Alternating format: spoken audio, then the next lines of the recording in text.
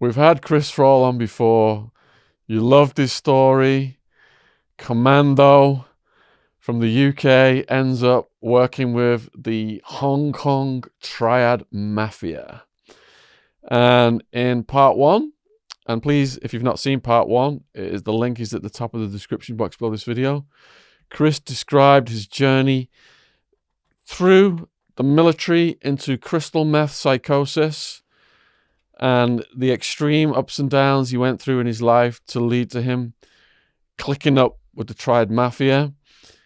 Chris has got 2 books out. We've got Eating Smoke and 40 Nights, available worldwide on Amazon, Kindle and paperback, and he's going to work in on the audiobook here soon. Chris also has his own YouTube channel, and a lot of his videos about military stories and protocol have been getting some good views recently. So if you would go down there and click over to his channel and check his other stuff out and support him, we would appreciate that. And please subscribe as well, because we really appreciate him coming all this bloody way to the studio and spending time with us and telling us his stories. So the last podcast left off with you clicking up with the Triad, and we had the girl that died. Well, she was almost going to die, and then you intervened, and they were like, she's worthless, just let her die, basically. But we were like kind of building up to you getting more involved in the Triad stuff. Yeah, I mean, I should point out, Shaun, as I always do, I was never a Triad. That's not really what my book's about. My book is about a young man who left the Marines thinking he had life sussed, as you do when you're young, you know. I think this resonates with you, right? And, you know, the demons of a damaged childhood came back. They caught up with me, and everyone has to pay the piper. I just unfortunately paid the piper while working as a nightclub doorman in a nightclub that happened to be run by the 14K. And for people who are not familiar with your first podcast or the 14K, can you just explain who they are? Yeah, so the Triads are an ancient group. They go back thousands of years. Originally, they were united in the underworld to fight against corrupt dynasties, right? So your Qing, don't correct me here, but, you know, like your Qing dynasty, this kind of thing. They're putting out laws that are suppressing the peasants, this kind of thing. And I guess you could say it was a peasant revolt. You'll hear them referred to as the Brothers of the Marsh, because originally they would meet in the marshlands to hold their secret meetings. And like all good things, it started as a benevolent organization for the people. They obviously adopted their secret hand signs and methods of covert communication so they wouldn't be discovered and obviously put to death. Fast forward to modern day, like I say, all good things kind of turn, you know, power corrupts, and absolute power corrupts, absolutely. So now it's more a international crime organization. It used to be about extortion, prostitution, racketeering, drug selling and drug smuggling, this kind of thing. I'm going to make an educated guess here. It's more about now, how can they swindle the stock market, invest in business? I mean, crime has changed, isn't it? Well, what with CCTV cameras, it's not like you can run up to someone in the street and start chopping them with a butcher's blade, which is the traditional triad form of revenge. Drug trafficking is the biggest profits for criminal organizations presently. Oh, right. Okay. Yeah. Yeah. And also you've got things like facial recognition. So what I'm trying to say is I think the street level crime is naturally going to come down, right? And they're going to move their operations into more secure, more profitable areas. And the Triad, what years were you involved with them? I was in Hong Kong in 95 to 96. And you described how you got involved with them in the previous podcast. Did you really understand who they were at that point? No, so I rocked up in this nightclub. As I think I said before, I was homeless, or I think I just sold my first Rolex, which was a little gift I bought myself after the Northern Ireland conflict, after serving in the Northern Ireland conflict. And I used my savings that I made there to buy this watch that I was looking at. I just want to say I was looking at it because it's just a piece of class, the Rolex Oyster. It wasn't about, having a flashy watch, although, I was, back when I bought it, I was 19, maybe 20, so there was a bit of that. And yeah, in Hong Kong, I had to go into a pawn shop, hock my watch. I got a flat, an apartment's $2,000. It was a really crappy flat on the top floor of an aging tenement in the back streets of Wan Chai. Wan Chai is Hong Kong's nightclub district, gangland district, red light district, right? And so there, I've just got this flat, and I wandered into the nightclub to see if my friend there, Glenn, who was the doorman, had any idea where I could get work. I'd kind of burned my bridges, quite, in hindsight, a lot of which was to do with being chronically addicted to crystal meth at this point.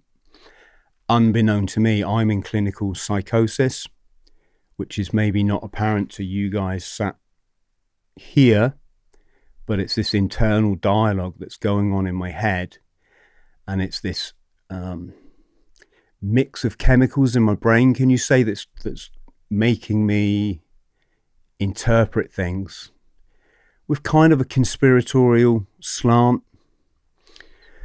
But of course, you say conspiratorial, I'm also working in a nightclub for one of the biggest conspiracies in the world, which is the Hong Kong Triads. So I wandered in to see Glenn. He wasn't there.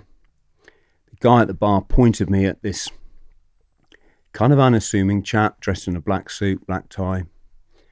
Had these kind of cross eyes, which gave him a bit of a distinct look, shall we say. And so I said to him, where's Glenn? Oh, Glenn gone Thailand. Oh, okay. He said, doorman, you can do doorman job? I said, yeah, I can do the doorman job. He said, okay, start here tomorrow night, 8:00. Wow. That was just music to my ears, Shaun. I'd gone from being homeless and sitting on my backpack, or my Bergen, as we say in the Marines, on Nathan Road. I was sat there watching all these BMWs fly by and Mercedes. Hong Kong has the most Rolls Royces per capita in the world, right? I'm sat looking at these guys thinking, someone just stop and say, hello, mate, how you doing? You look like a guy who's down on your luck, come and have a start in my company. We'll pay you £1,000 a month. It's all going to be good, But of course, life doesn't work like that. So yeah, so there I was. I've got a job again. Hong Kong's a very expensive city to live in. I went out there to make my fortune. I had a company that turned over $100,000 when I went out there. And as you've said, within 6 months, I'm chronically addicted to crystal meth. I'm experiencing psychosis. That will explain the blanket story that I told last time when I bought this blanket in the market. And in my mind, it's like infected with tuberculosis. It's one of the blankets that the North American settlers gave to the indigenous Indian community to wipe them out, or I don't know the history behind that, but this is what my mind is telling me, right? So on top of all this, I've now landed a job in a club. I call it Club Nemo in my book. Anyone who's been in Hong Kong, any expat, will know the club that I'm talking about. And on my first night there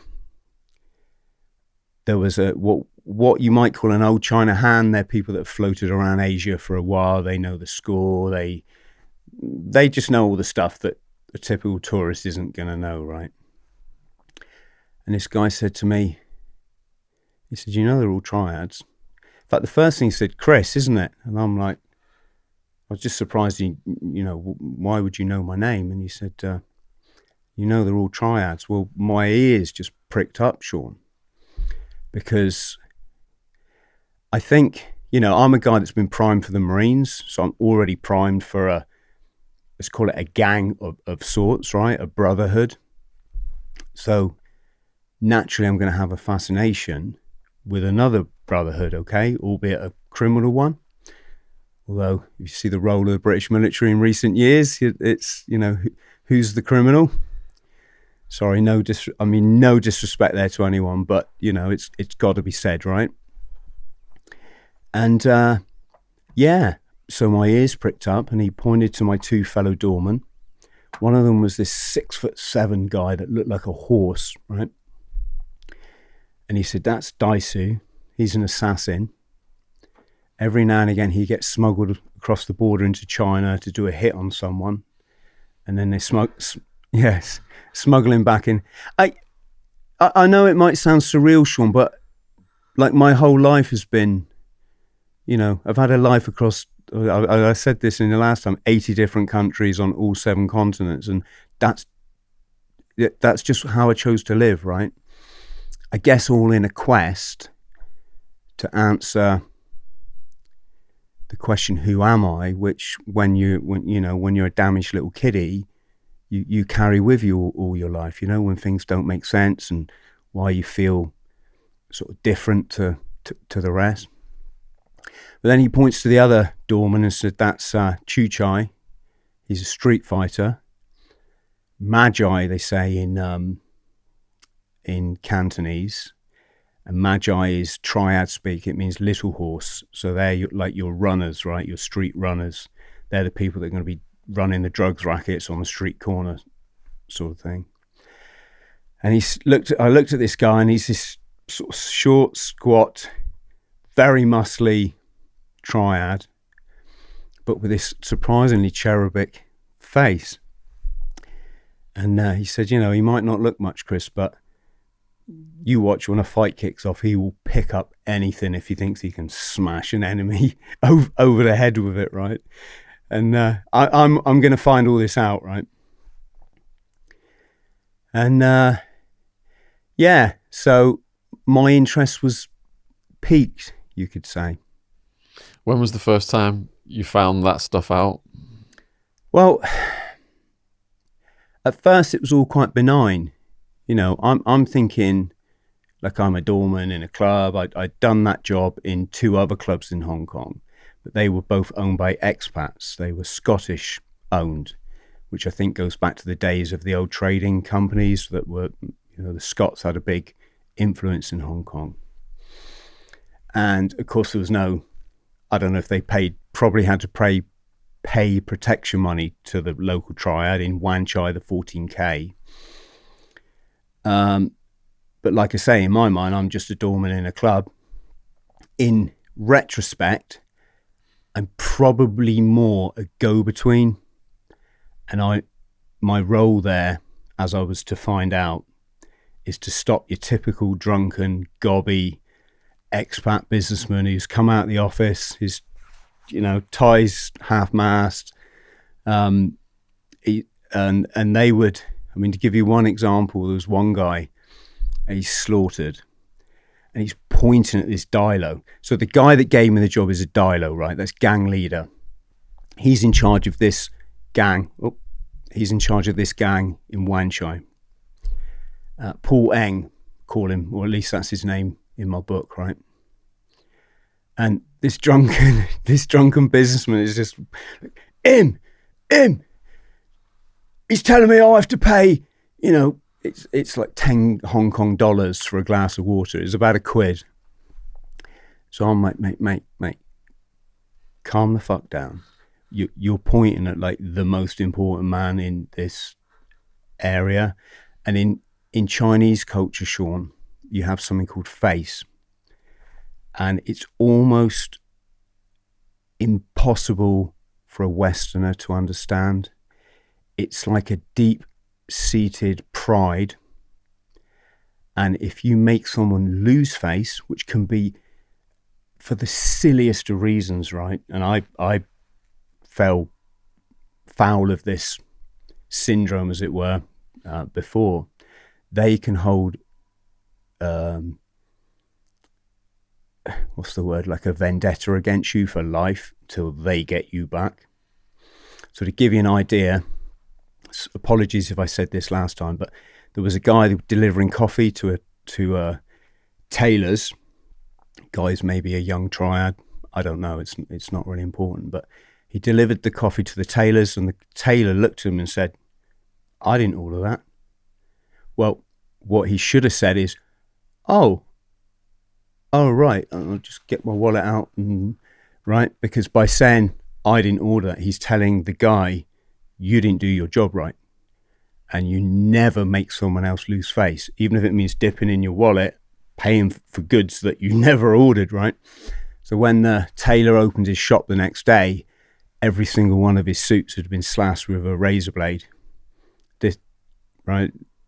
Wow. Quite extreme, isn't it? Yeah. You know.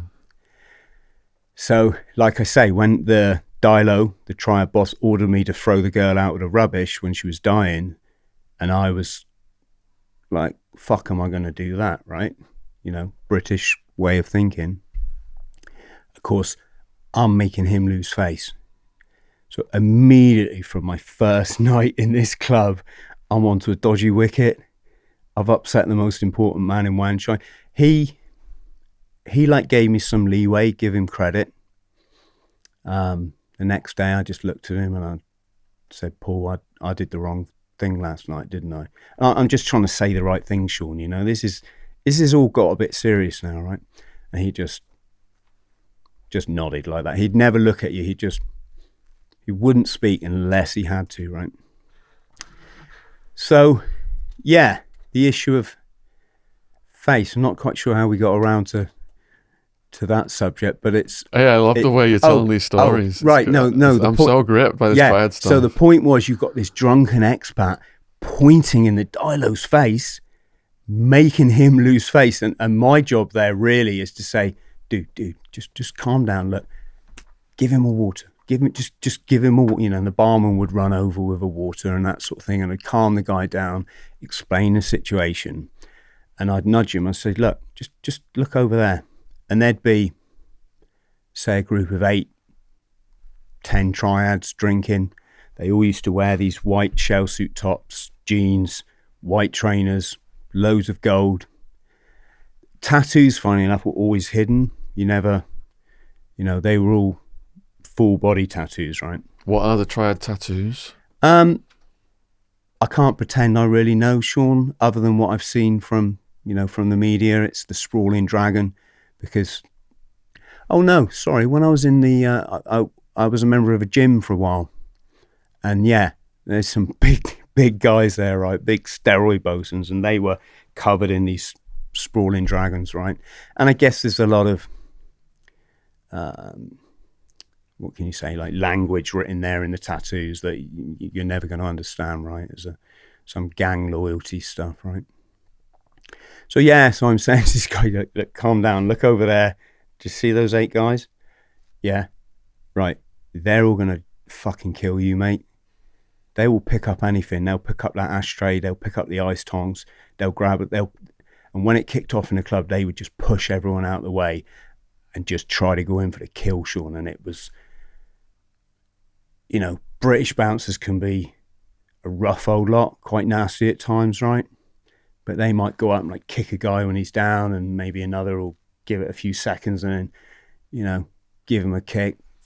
Fuck off, mate. Don't come back here again, that sort of thing. But there's one situation where I'd been there a few weeks by this time. And like I say, it all seemed fairly benign, other than that girl incident. And then I look, I'm stood, most of my time in the club, I stood at the bottom of the stairs. All Chinese clubs have stairs that point upwards, and they're mirror lined, and they face towards the sea. So they've got the Hong Kong mountains behind them. This is feng shui. Another thing that in our culture we think it's some trendy nouveau like London thing. You know, you have your feng shui and it's really taken seriously. And so you have mountains behind, you're building points at the sea. It's all about prosperity. If you can't have your building pointing at the sea, that's why the restaurants have the fish tanks in front. So they have, sea water, right? The mirrors is to reflect the evil spirits out of the club. Something that you and I go, oh yeah, right. No, it's a different culture, Shaun, In fact, it's so serious that I visited my publisher over there, and he lived in a building that faced the mountain. And my publisher was like completely oblivious to all that I'm telling you now. I'm not even sure if he realized why they hung CDs on the railings all the way across the front of the building. CDs being mirror-like, right?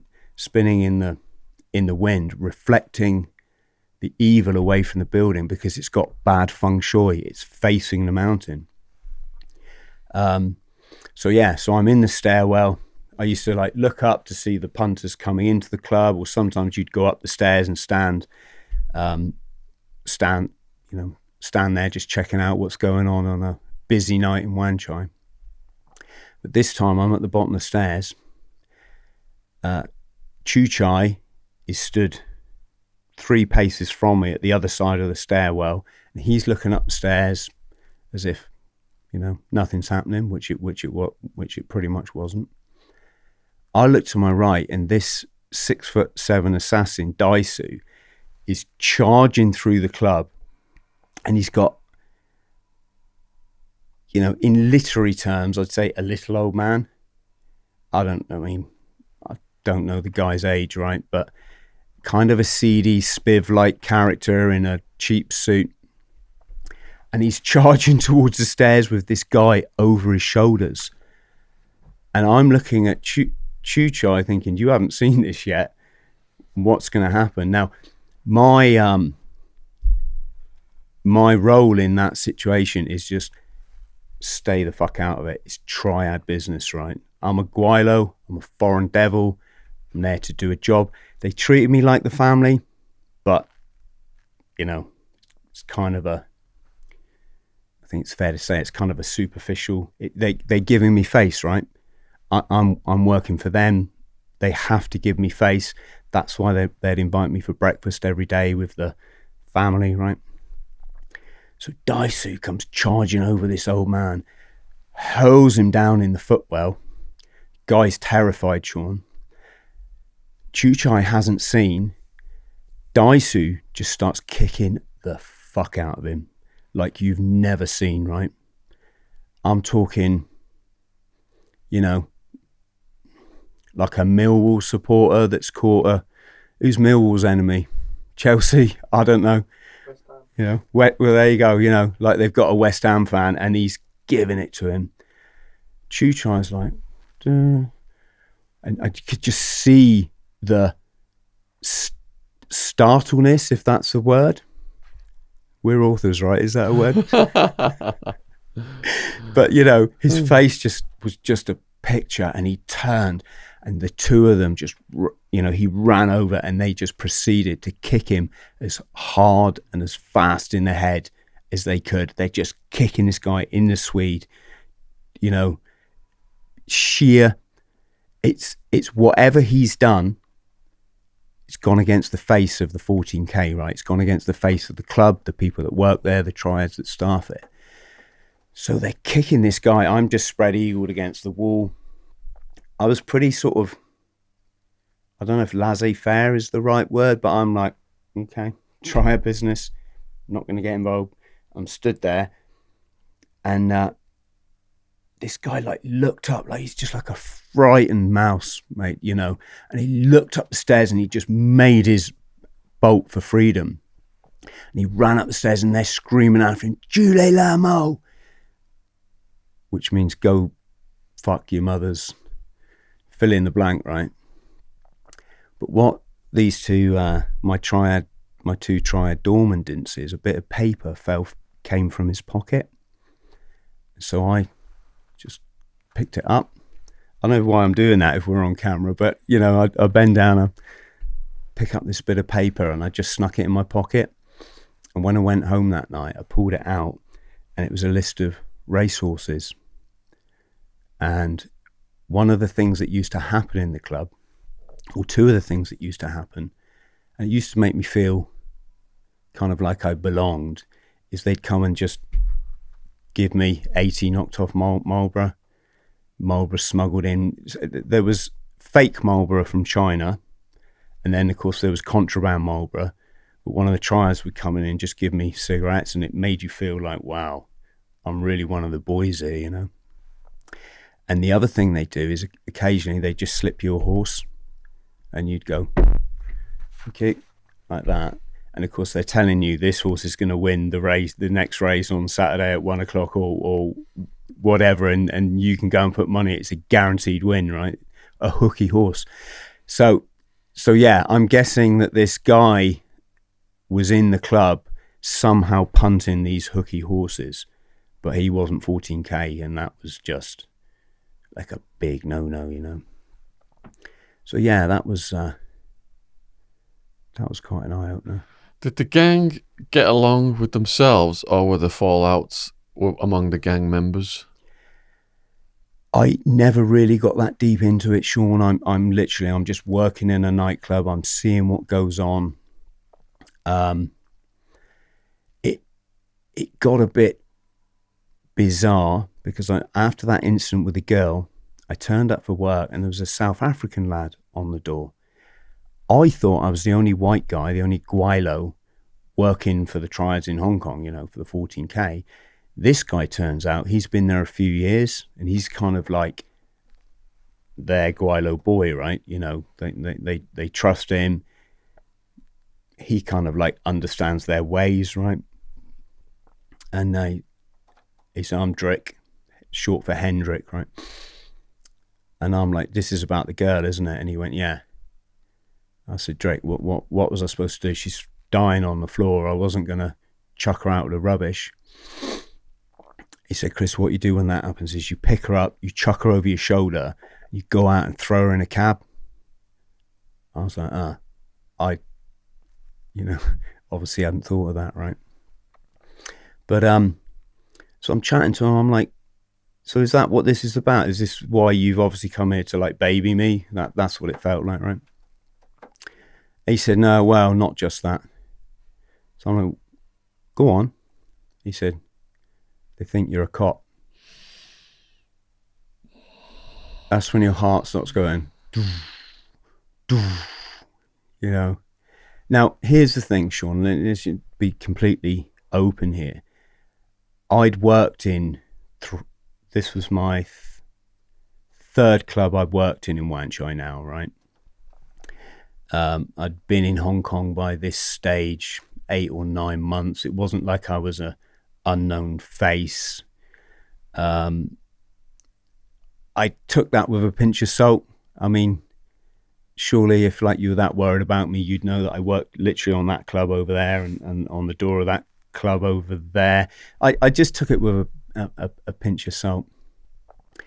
But later that evening, this whole bunch of Triads piled into the club, and they're all dressed immaculately, talking like sort of cashmere, is it? You know, cashmere sort of jackets and smart and leather, smart leather shoes.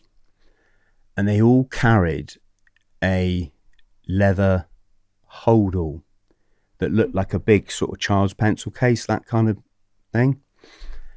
And it was obvious they'd been to some 14k meeting, right? Or for this part of the gang. It was just amazing how smart they, But then again, gangsters are renowned for looking smart, aren't they? But I do remember just stood there looking at eyeing these kind of wallets that they all had, thinking, is that what they carry their chopping blades in? Is that, do you know? Because they're vulnerable when they're out on the street, right? They're vulnerable to attack from another triad. It happens. I told you about my friend that got chopped up, didn't I? Did we do that one last time? Can't remember that one. Yeah. There was a guy, when I first got to Hong Kong, I didn't know the guy then, but I got to know him later. He used to ping me ecstasy pills, right? And he was working in Kowloon side, which is the mainland side. Hong Kong is an island. Kowloon is the peninsula that goes up into mainland China, called part of the new territories, right? And the gang that ran, the area is called Chim Sa Choi, and the gang that ran it, the name will come to me. It wasn't the Wo Shing Wo, it was... Anyway, the name will come to me. He was working in one of their clubs, so he was doing my job, but over the water, right? And one night he was sat on the steps of his club, and a transit van pulled up, and they got out and they chopped this guy to bits. I heard two different stories. I've just had a Hong Kong expat approach me and say, no, it wasn't quite the way that I was told it. I was told he was doing nothing.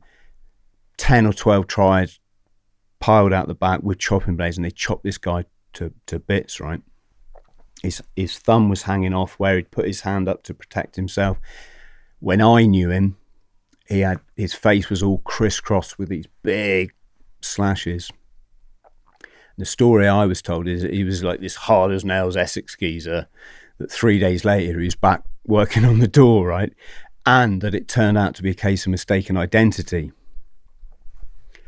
The story I've subsequently been told is no, it was a hit on the Triads in this club by another Triad, and he just stupidly got involved. Hence why I say my job is like, just get out the way when it kicks off, right? So yeah, that's the chopping blade situation. So all the time I'm in this club and I'm off my head, Shaun, you know. I'm it's not like a rave. Crystal meth isn't like you're on ecstasy and yeah, or you're really drunk. It gives you a feeling of supreme confidence, calmness, the ability to kind of do and learn amazing things. Like all the stuff they told you you're a failure at school, you suddenly realize, no, actually I can do that. Hence why I started writing, right? The trouble is, when you're addicted to it, kind of comes a bit full circle, and all those great qualities that you start out enjoying start to have the opposite effect. And I know you know a bit about this. You start to hallucinate because you haven't slept for days on end. You lose incredible amount of weight because you have no appetite. Yeah, when I was on it in the beginning, my productivity just went through the roof. I had extra confidence. I felt like superhuman. All this energy, didn't need to eat, didn't need to sleep. But in the background, the side effects are slowly rising. You've got to pay the piper, man, with drugs. That's it, you know. Where there's a high, there's a low, and this is, you know, this is the thing. So by this stage, Shaun, I'm really sketchy. I'm sweating profusely because Hong Kong is a tropical climate, right? I'm always your timekeeping goes out the window. You're always rushing. You know, I had one doorman job where I'd get from Mongkok on the mainland side to the island, which should have been like let's say 25-minute commute on the tube. They got a super fast tube called the MTR, the Motor Transit Railway in Hong Kong. Should be like a 25-minute trip for a normal guy. I'd leave myself like 12 minutes. And I got to the point where one of the things with meth was I could just run across the road. I could run across 8 lanes of traffic. Is it 8 lanes on the Nathan Road? I can't remember, but you know, 6 lanes of traffic, and I'm just using my peripheral, not even my vision, but my sense, and I just judge it and blitz it across, hammer down the escalators into the tube. I'm that guy that catches the tube as the doors are closing and you get through. And I had to, Shaun, because I couldn't lose my job, right? It's an expensive place to live. So yeah. How did you get out of them thinking you were a cop? Well, for a start, I don't know how much of that is real because it's not like they're going to tell me. I used to ask like my fellow doorman things like, you know, I spoke I wasn't fluent in Cantonese by any means. It's an incredibly difficult language. It's a tonal language. So one word can be said in approximately 6 to 8 different ways and mean a different thing, right? But I did like to try and learn as much as I could, and I got to the point where I could speak a lot more. You know, I could hold a conversation with a taxi driver, for example, for the course of the trip, and they'd say, they sit gong on the wage hoa. You know, you speak Cantonese really well. You know, siu siu siu siu. You know, I just speak a little, right? And so. I mean, I asked this guy Chu Chai one night, like, how do you write your name? You know, I'm just like I'm a young man, Shaun, right? You know, I've been through the Marines. You hear that cliche, don't you? Oh, the military makes you a man, and it's not really worth the paper it's printed on. I mean, don't even know if I'm a man now, if I was honest, right? I don't know if I'll ever get to that, you know, that level.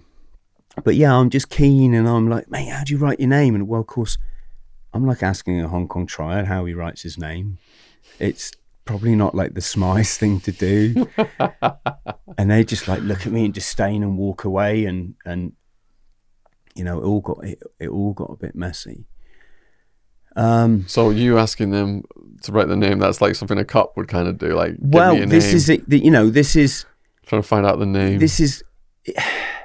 I think they could tell I was quite harmless, Shaun, which didn't fit. Do you know what I mean? I don't know how much they knew, for example, about the drugs. It started to become obvious towards the end because I wasn't well, mate, you know. You've got to remember, I'm living in psychosis a lot of this, and psychosis comes and goes. So it's not with you all the time. You have different sort of episodes of it, right?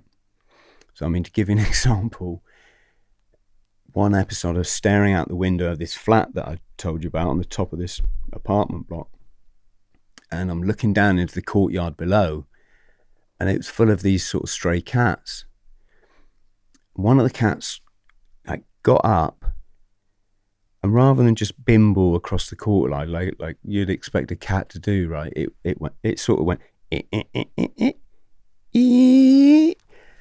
Well, this kind of, you get like 3 voices in your head. You get you get your thoughts, and then you get your psychosis thoughts, right? So the psychosis thought is going, cats, puppets, you know, because it reminded me of, do you remember Muffin the Mule? When I was just before my child, but there was a puppet on TV called Muffin the Mule, and it used to go, and in my head it's going, puppets. So I stared at those cats for hours, right? And then I'm looking at the guy. There was a restaurant below, and there was a guy chopping meat out the back of the restaurant, and I could have sworn, Shaun, he's chopping the meat twice, opening the door, chopping the meat twice, opening the right. And I'm fascinated, and my brain's going, puppetry. It's all puppetry. Where did puppetry start? Started in Asia, didn't it? Oh my God, these people are masters at this. Wow, is everything in Hong Kong puppets? Who's like? It's great, isn't it, that we can laugh at it, because otherwise, Shaun, it's fucking sad, mate. You know, I mean, it really was. I was just really unwell, but I stared at them for ages, and then and so for my next like bout of episodes would all be about puppetry. I'd be walking down the street, and I'd hear a car horn go beep beep beep, and then a traffic light change, beep beep beep, and I'd hear this pattern in it all and think, and I thought the puppet master was this little old Chinese man that used to live in a building opposite me. And I was, like I said, I was that unwell. I thought he's controlling the whole of Hong Kong with some sort of pulleys and strings, right? And it got, you know, that's just one episode of a whole vast, you know, a whole vast confusion of episodes. I got to the point where, you know, when you start first finding out and I'm talking like being straight here now, that life isn't the way that you thought it was. You start learning about, you know, I use the term Illuminati loosely, but you know that there's stuff there's stuff going on in this world that most people just never see, right? And then you start to see the symbolism in television programs, right? And it's all there. Well, it's exactly like that, except I'm obviously really unwell back then, but it takes that exact form. So you're picking up a book, you're looking at the back cover, and you know, you're reading the blurb, and to you, there's a whole esoteric set of information on there. And I became obsessed with working out the cipher. Then I started to think, well, what's going on in the club, right? You know, so there's this puppet conspiracy. There's this triad conspiracy, which is, you know, well, I mean, that just is. But then the expats that used to come in my club, I just started noticing what at the time was strange things about them, right? And this guy Drick would turn to me and he'd say things like, "Have you got it yet?" And I'm like, "Drick, what the fuck you on about?" Nothing. Right, and he'd just drop that in, right? Now, Shaun, I'm willing to admit I may have been just completely misconstruing that. You know, I'm not trying to. I think he was trying to score drugs. No, he was like, oh, well, that was one thing. He said to me, you know, "Do you want to earn some money?" I'm like, "Well, yeah, of course. I'm skint, right?" He's like, "Well, go and see Paul. Paul will set you up smuggling gold through." They used to smuggle it through Nepal. Are you familiar with this? We had a guest who was busted smuggling gold through Nepal. There you go. Pierce. So, yeah. So Drick's like, "If you want to make some money, Chris," I'm like, "Have you done it?" He's like, "Yeah. Like, what did you do?" He said, "Oh, gold through Nepal, diamonds through, I don't know, let's say Korea." I'm like, "Drugs? Did you ever?" He's like, "Nah, drugs, fool's game, Chris. Drugs is the only thing in an airport you can't lie your way out of." Right? I'm like, "Oh, okay." But Shaun, I was never, even though I'm obviously desperate by this stage in every sense of the word, I never really considered that, you know. I'd urge anyone, if you want to make head or tail of what I'm saying or learn more, just read the book, you know. Because I've just tried to be honest in there about what it's like to go mad, and I don't think many books have been written, so it's valuable if, you know, if you're studying social work or mental health, if you just have an interest in, you know, I mean, when I was a kid, you got some homeless guy walking down the street shouting stuff, used to just cross over the street, right? Well, if you read Eat and Smoke, you're going to learn why that guy is talking that way, what is going through his mind, how, you know, this kind of thing. So yeah, so I was really obviously really unwell, but then I started to, I'm pondering, what is this Drick guy going when he's like, "Have you got it yet? Have you got it yet?" And then I saw this expat coming into the club, and there used to be like a clique, you know, there was the same old faces, and you got to remember they're coming into a Chinese run club. It's not a Westerner club, and a lot of them seemed to be doing really well for themselves, but they didn't have jobs. So I'm thinking, you know, are they dealing drugs for the 14K? Is this the deal? And, you know, I've no doubt many of them were. The Triads will work with anyone, Shaun, you know. You can only be the legend has it, you can only be a pure-blooded Chinese to be a Triad, right? And they don't even trust Hong Kong Chinese who studied overseas, right? But that doesn't mean they won't work with you if they think you can make money for them, right? Which is, I think that's the mafia of the world over.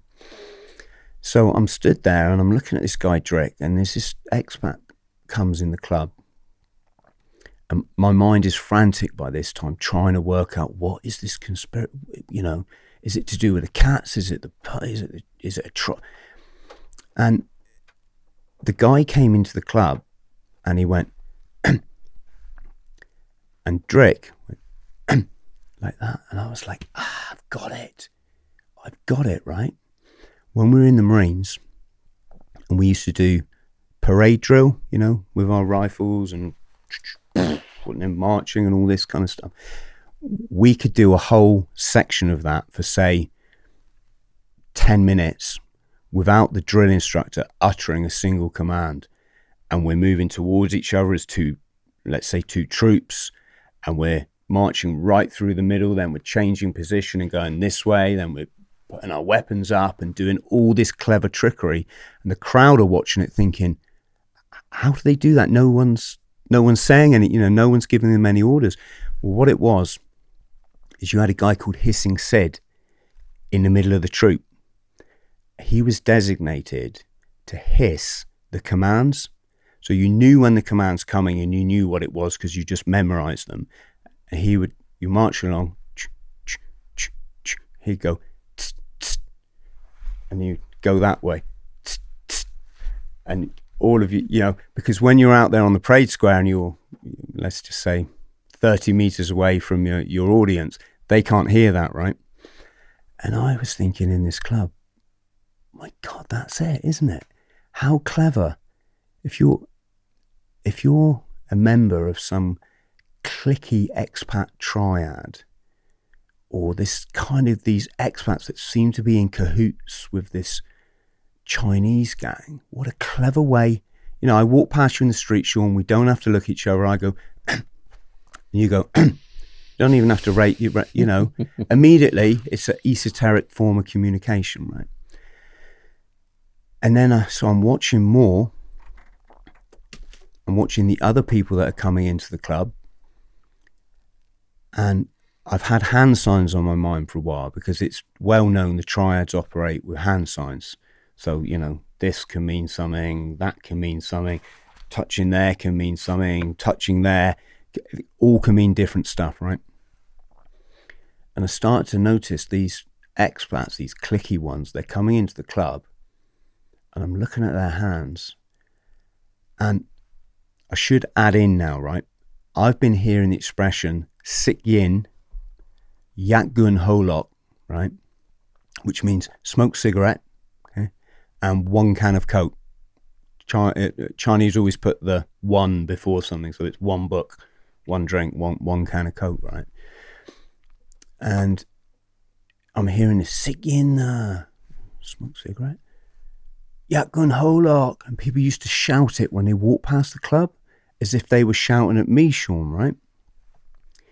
And then there I was one day seeing this guy come in the club, and I'm looking at his hands and what signs he making with his hand as he comes towards this guy Drake. He's got one hand like this, one hand like this. Smoke a cigarette, one can of Coke. And I'm like, oh. And then they do the so I'm like, how clever, how really clever. No other expat in Hong Kong is ever going to suss. These guys are communicating with each other, acknowledging that they're in what I started to believe was the foreign triad, right? Now, it might sound bizarre, Shaun, but when I was writing my book, I Googled foreign triad, and I came across an article written by a guy called Bill Sparrow, and he'd been in Hong Kong, and the club he talked about going into, I'm pretty sure was the club I worked in, right? And he talked about getting a relationship with a Filipino worker and how they started to see each other, and so I'm talking 15 years later now when I'm living back in the UK doing my research, and one day he sees this tattoo on the girl's arm, this Filipino girl's arm, and he says, oh, what's that then? She's like, oh, nothing. He said, oh, come on. She said, oh, it's the foreign triad. He's like, what's that then? She said, oh, it's a group of foreigners, Westerners, Filipinos, Indians. They have their own triad, and they work alongside the 14K, running their errands for them, getting prostitutes for them, smuggling drugs, selling drugs for them, this kind of thing. Well, you can imagine how I felt. I had that on my mind, Shaun, 15 years. Was I imagine? Yeah, it's like I wasn't imagining it, but I might have been reading too much into it. But anyway, going back to the club, I'm stood there in this footwell, and they used to have cigarette posters on the wall of this footwell. And I turned to one of them and I'm like, huh? It's a typical cheesy cigarette poster. One of them is it's a guy sat at a beach party, and he's got a can of Coke in one hand and he's puffing his Chinese cigarette in the other, and I'm Yak Gun Holok, Sik Yin, Yak Gun Holok. I look at the next poster, and it's a girl on a tennis court, and she's got her tennis racket, like, making this hand sign. She's smoking her Chinese brand cigarette. I'm not advertising here now. And I'm like, oh my God, how deep is this thing? How freaking deep is this thing? Do you see what I'm saying? And the third poster was something equally as confirming, Shaun, shall we say, right? So all that went on.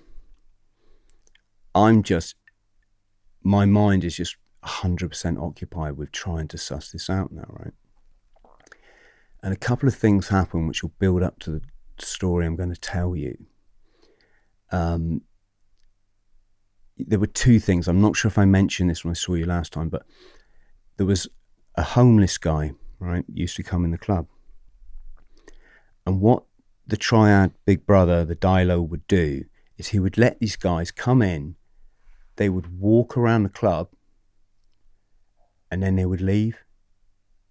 Wouldn't have a drink. They would just come in, dressed in, not rags, but street, they stunk of nicotine when they've been scavenging cigarette butts, right?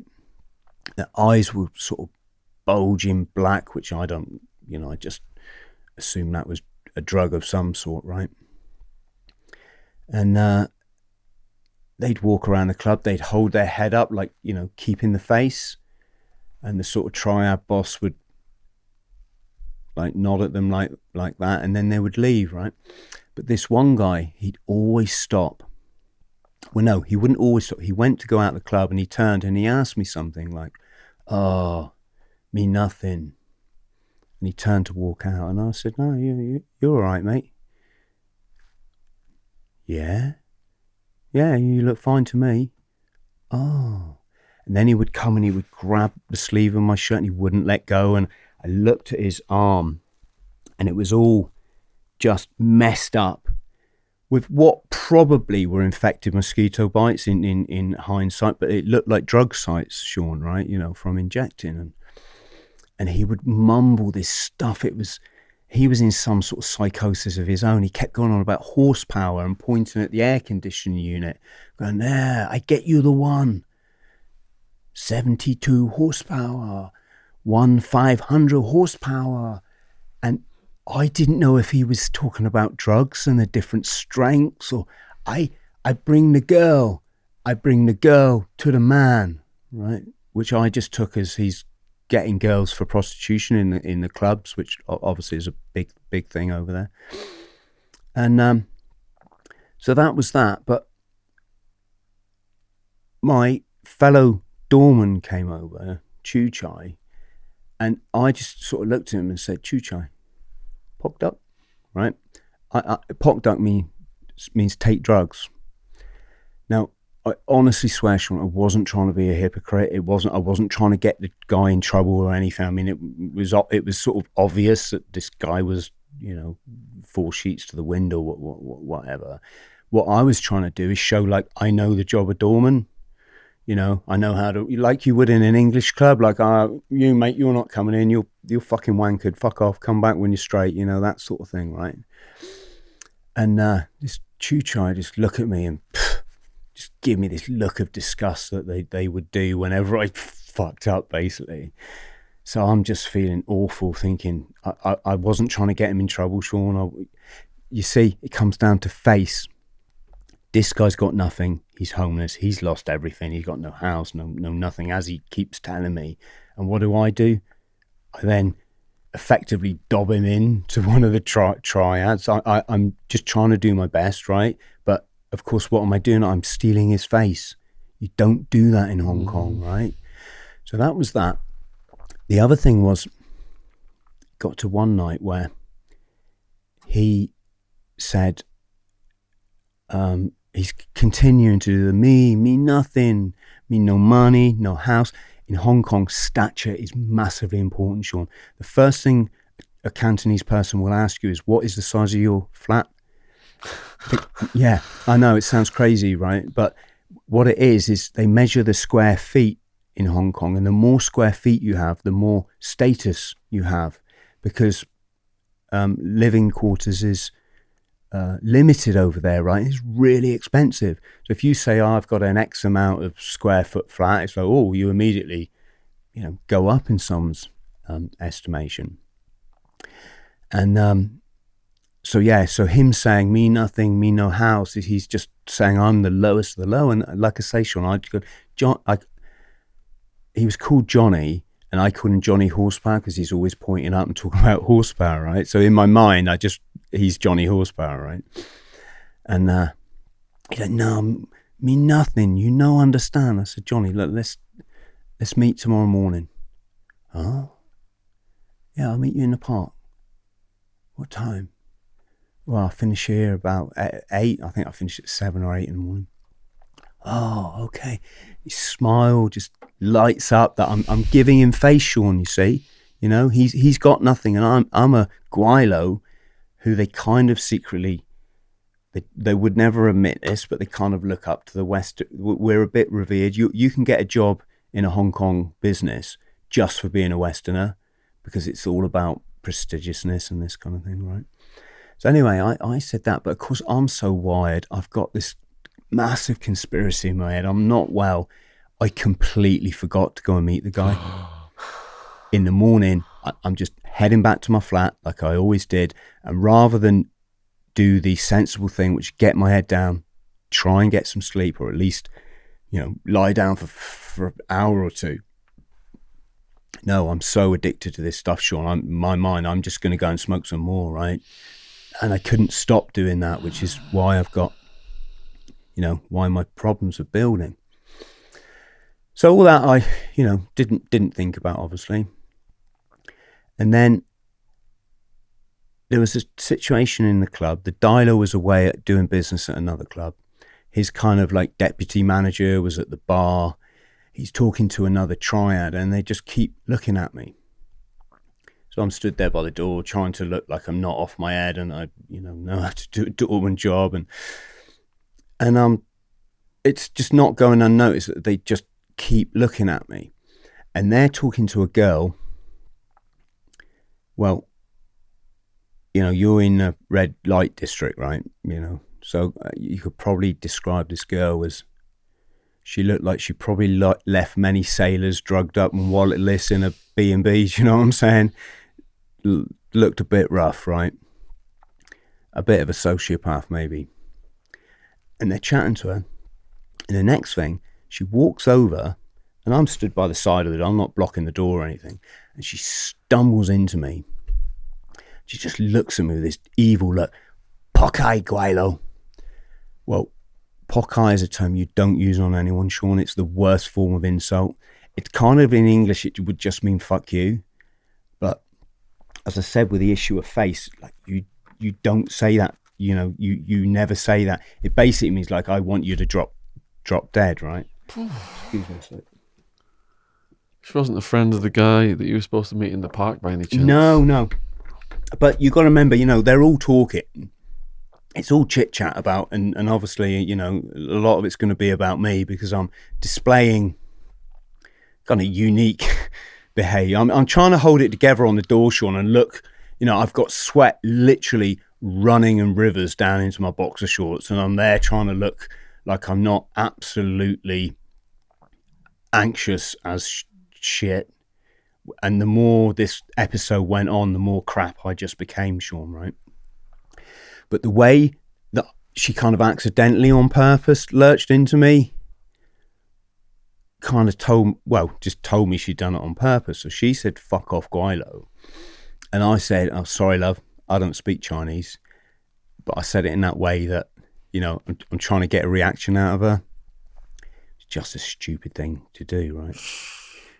I'm 25, Shaun, Well, I might have been 26 by then. It's not. I was 25, right? Anyway, she just looks at me daggers that I've dared talk back to her. I still don't know if this is gameplay, but this is my experience, right? And immediately my heart starts to go, Chris, that just wasn't so smart, really. She charges back over to the bar to this Triad, manager in the club, who's talking to this other Triad, and then they're aggressively looking at me. They pull out their mobile phones and they're looking at me and they're stabbing into the keypad, right? And I'm like, yeah, okay, I get it.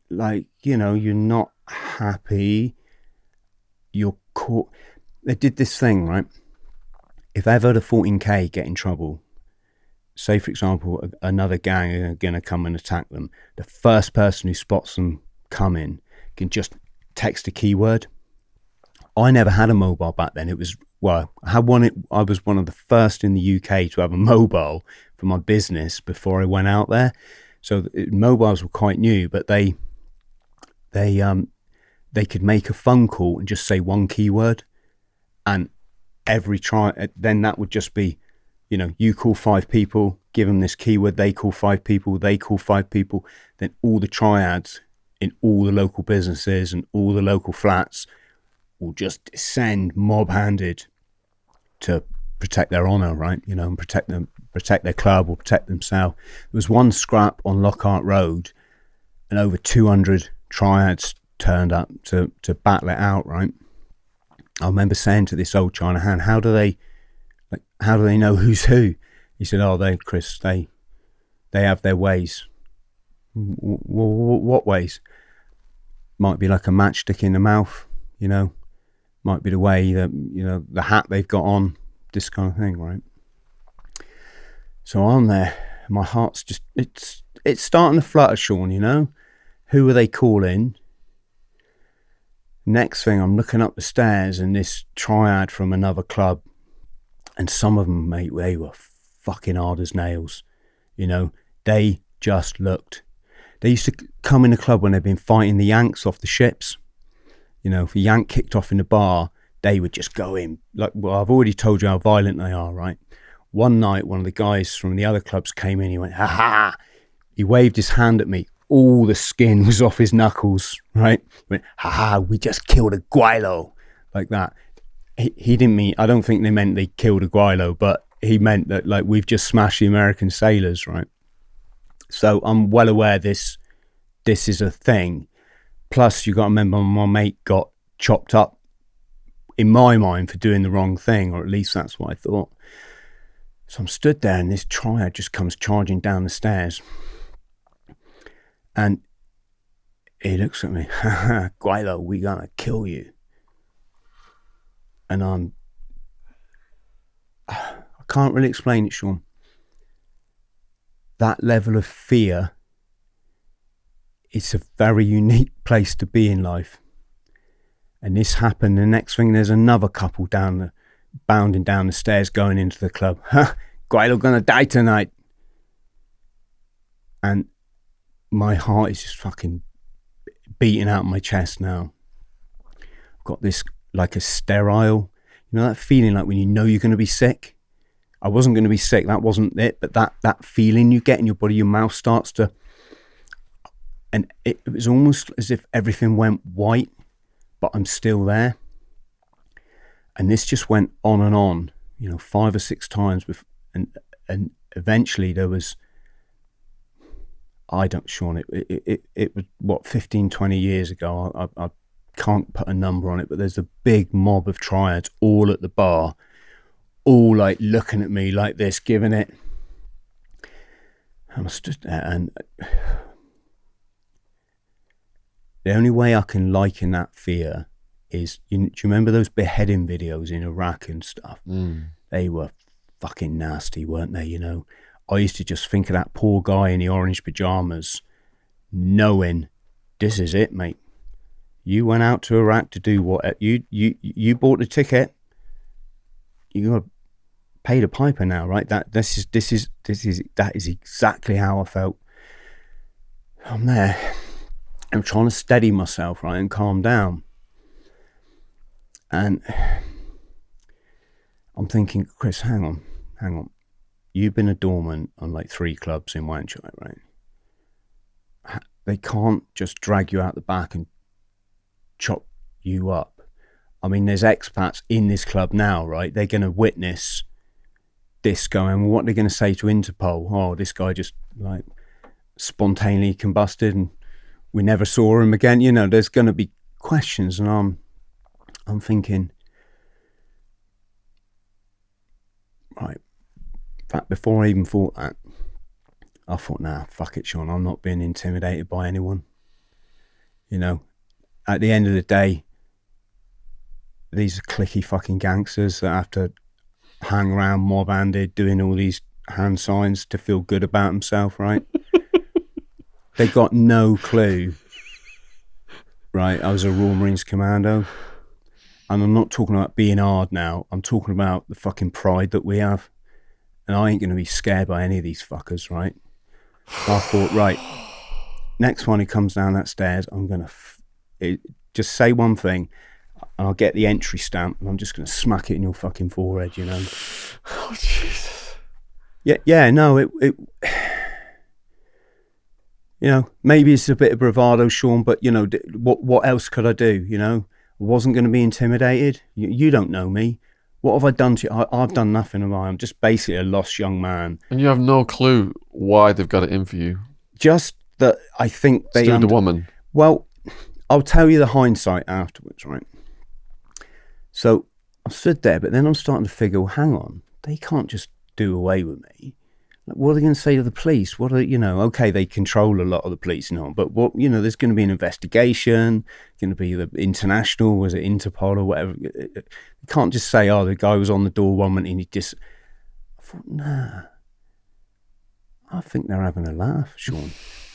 Okay, it's not a very nice laugh. In fact, let's call it a chuckle, right? As far as I'm concerned. I thought, and then the next person, oh no.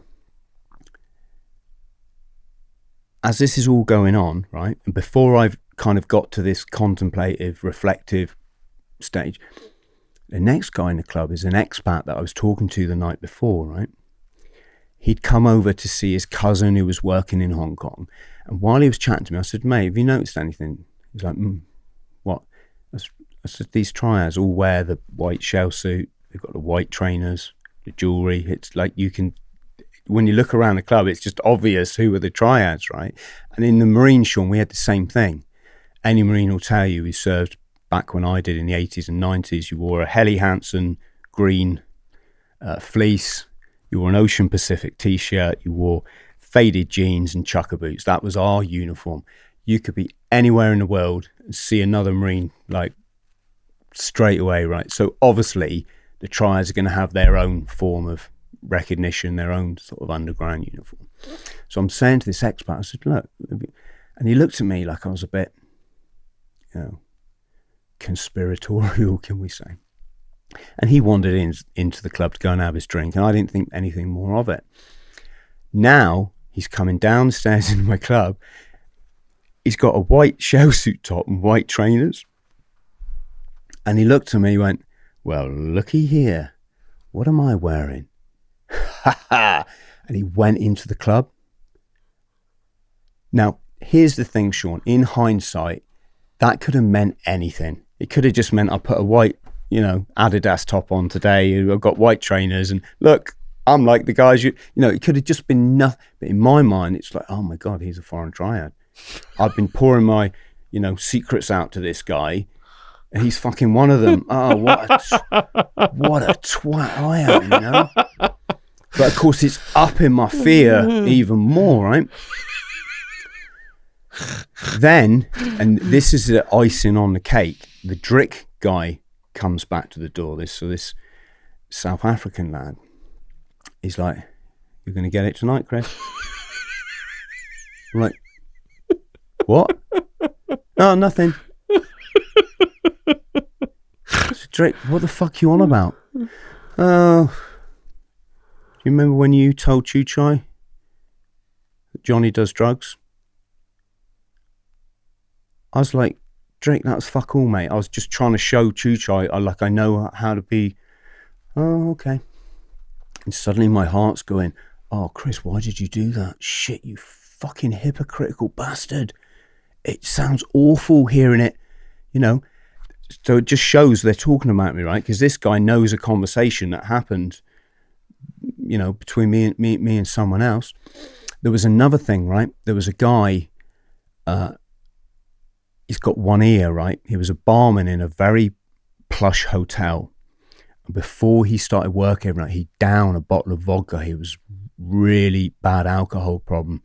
And when I was on the door, I used to go easy on him, Shaun. I felt for the guy.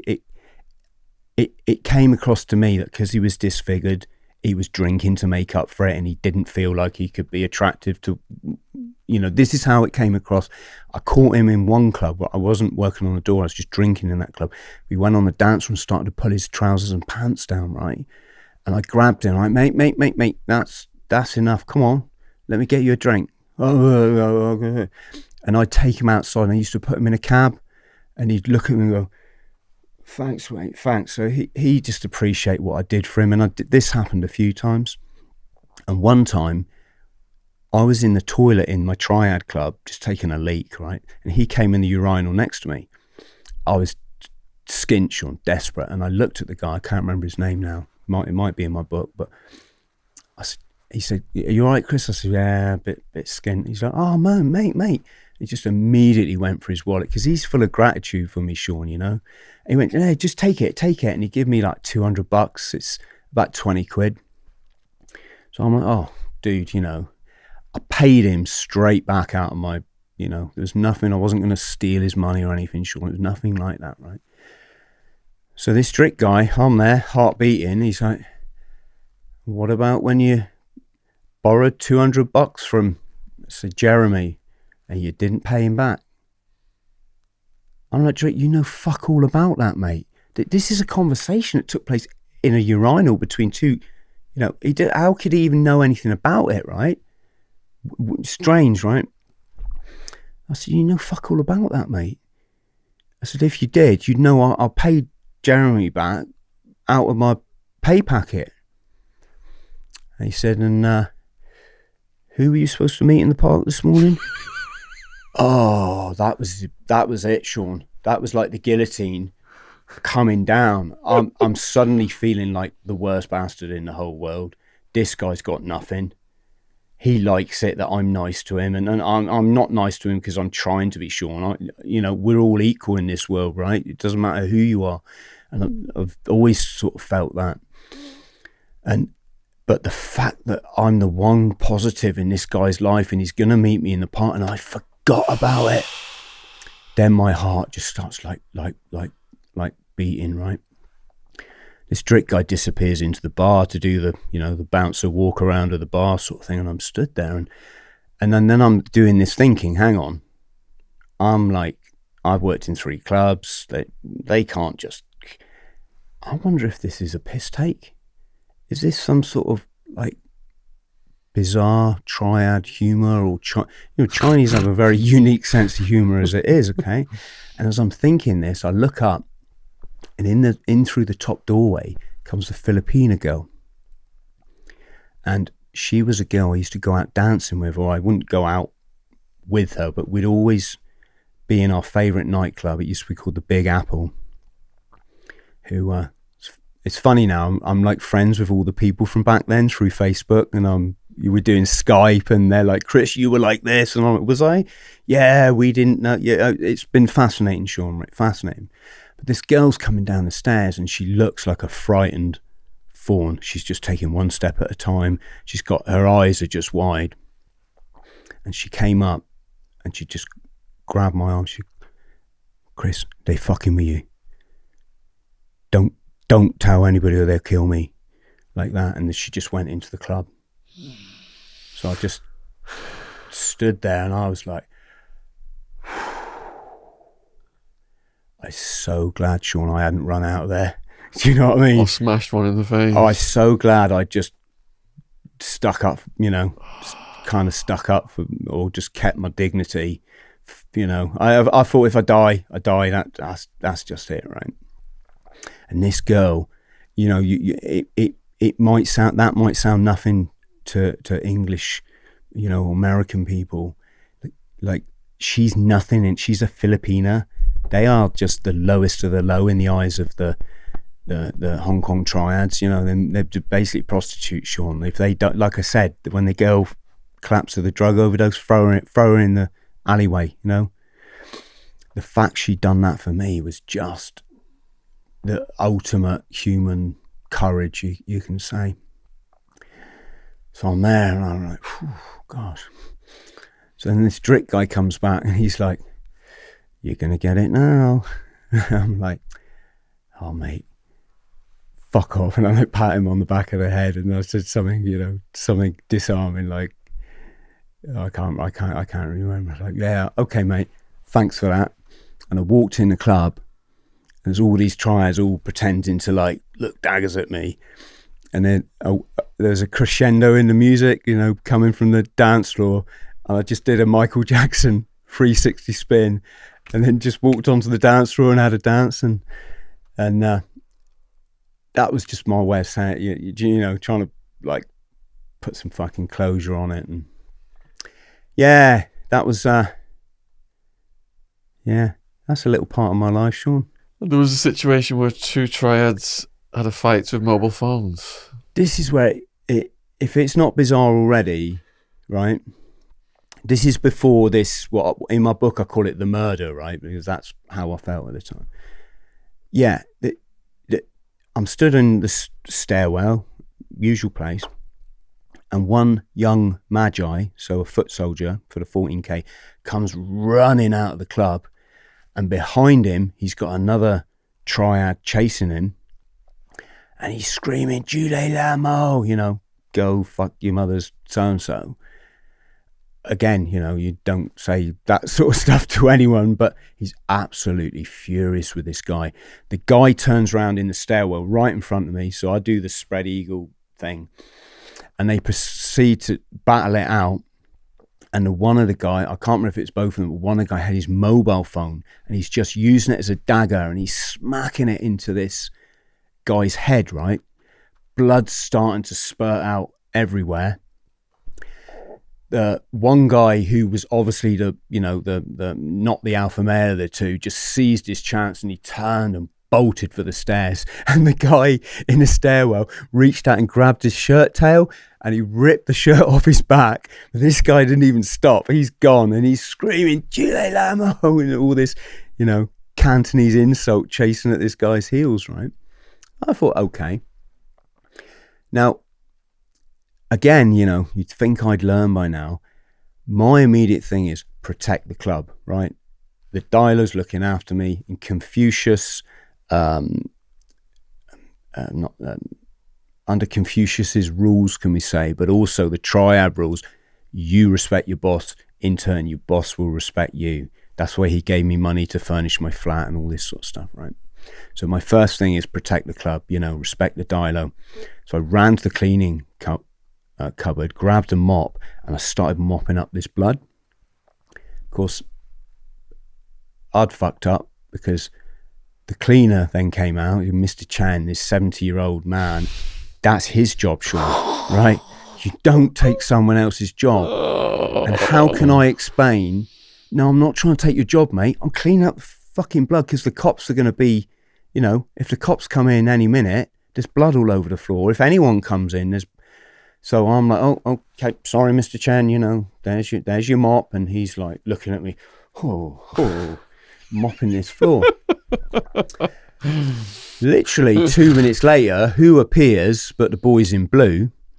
And you got to remember, the boys in blue in Hong Kong are probably triads, Shaun, right? This is just how it works. They've infiltrated all areas of life. And they came in and they looked at me and went, you see fight in here tonight? I'm like, fight in here tonight? No. I'm like dumb as a bear on Masterminds, right? And okay. And I could see the Dilo like looking at me, and I felt, at least I've done something right, Anyway, they disappeared. I thought it's strange. Like, why are they even turning up? I mean, who would have called the police? This is a triad run club run by triads. It's staffed by triads. This shit happens. And the expats don't have mobiles because we didn't have them back then. Us Gweilers, we all carried pages, Shaun, right? So at least someone on a house phone or an office phone could get hold of you. We didn't have mobiles, so who's called the police? So again, I'm thinking, is this some sort of setup? And when they left the club, I stood in the stairwell and I looked down. There's a fucking fake blood capsule on the floor, like broken in two, and it had been pushed to the edge of the stairwell where Mr. Chen had been sweeping with his mop, right? And I'm just like, bend down, double check. Yeah, it's like what you used to buy in the joke shops when you were a kid, those fake blood. If you're going to ask me, Shaun, like, what was that about? I have no idea, right? All I can say is you get involved in crystal meth, that you get weird experiences that you just can't, they don't even make sense in hindsight. You just can't put any, you can't put any logic to it. So, yeah. So there was a battle then with the Sun Yi Triad that almost kicked off with them? Yeah, the Sunny On. That was the Triad gang I was trying to remember the name of. They're the guys that run Chim Sa Choi, which is the island side of the peninsula side of Hong Kong.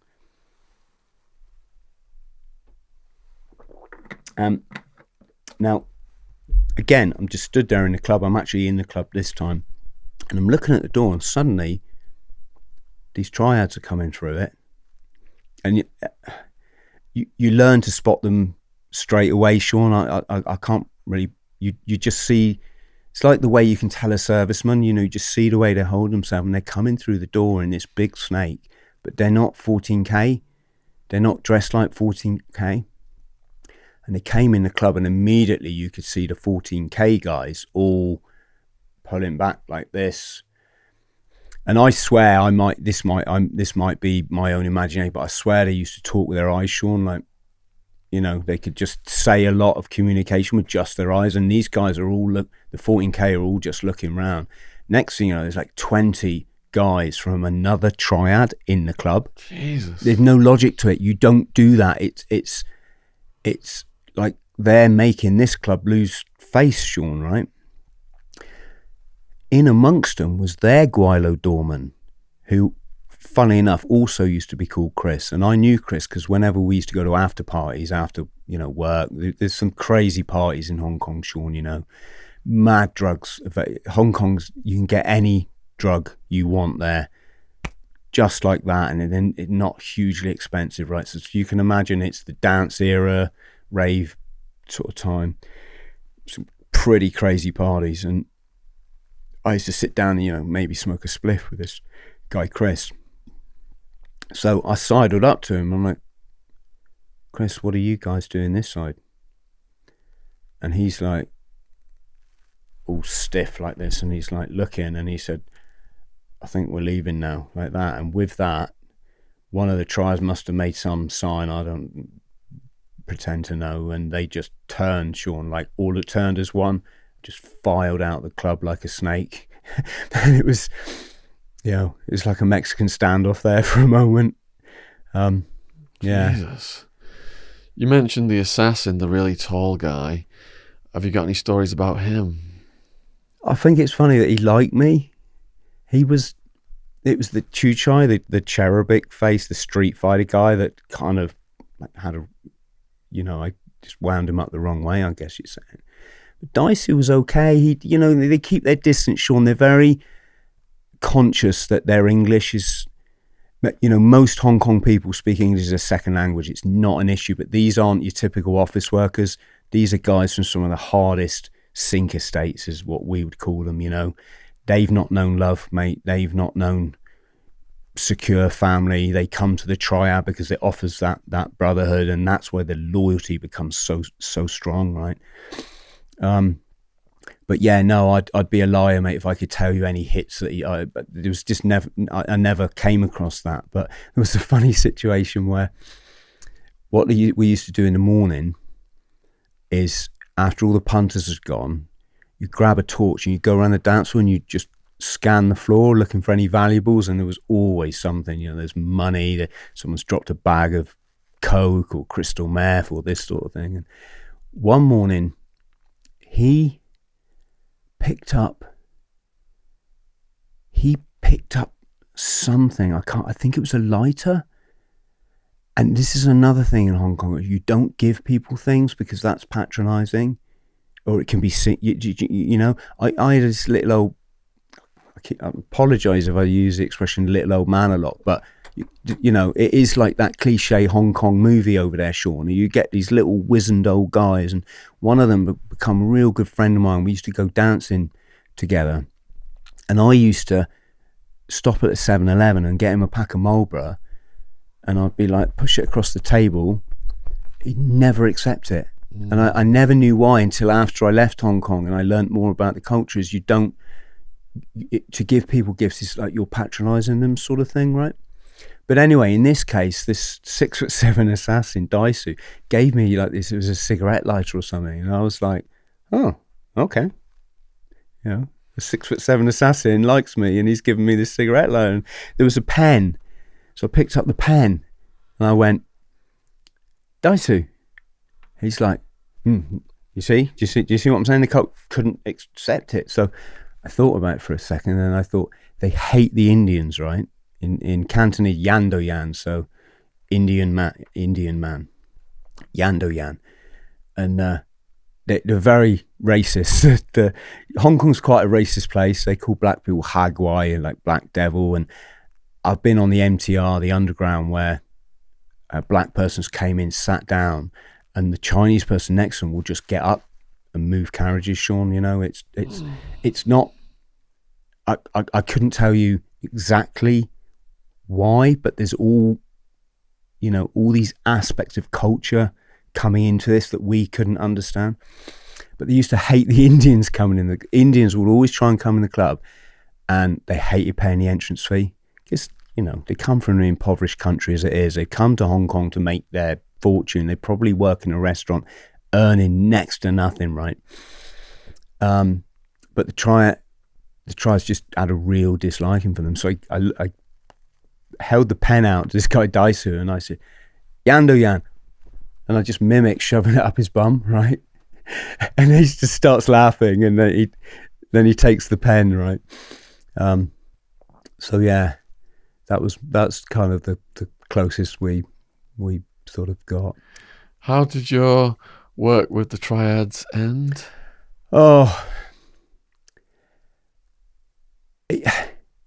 I became too ill, Shaun. There was one night where this guy Drick keeps going. He knows now that I'm on the drugs, and he keeps saying things like, "Chris, I had a problem with the alcohol. Apparently the 14K had found him sleeping in McDonald's, and they'd given him a job. This is how gangs work. They recruit from people who've got nothing in their life, right? And they'd given him a job. They got him a flat, and he was like proud to work for them now, right? And he's saying, "Chris, I like a drink, yeah? Wink, wink, but I don't do it before work."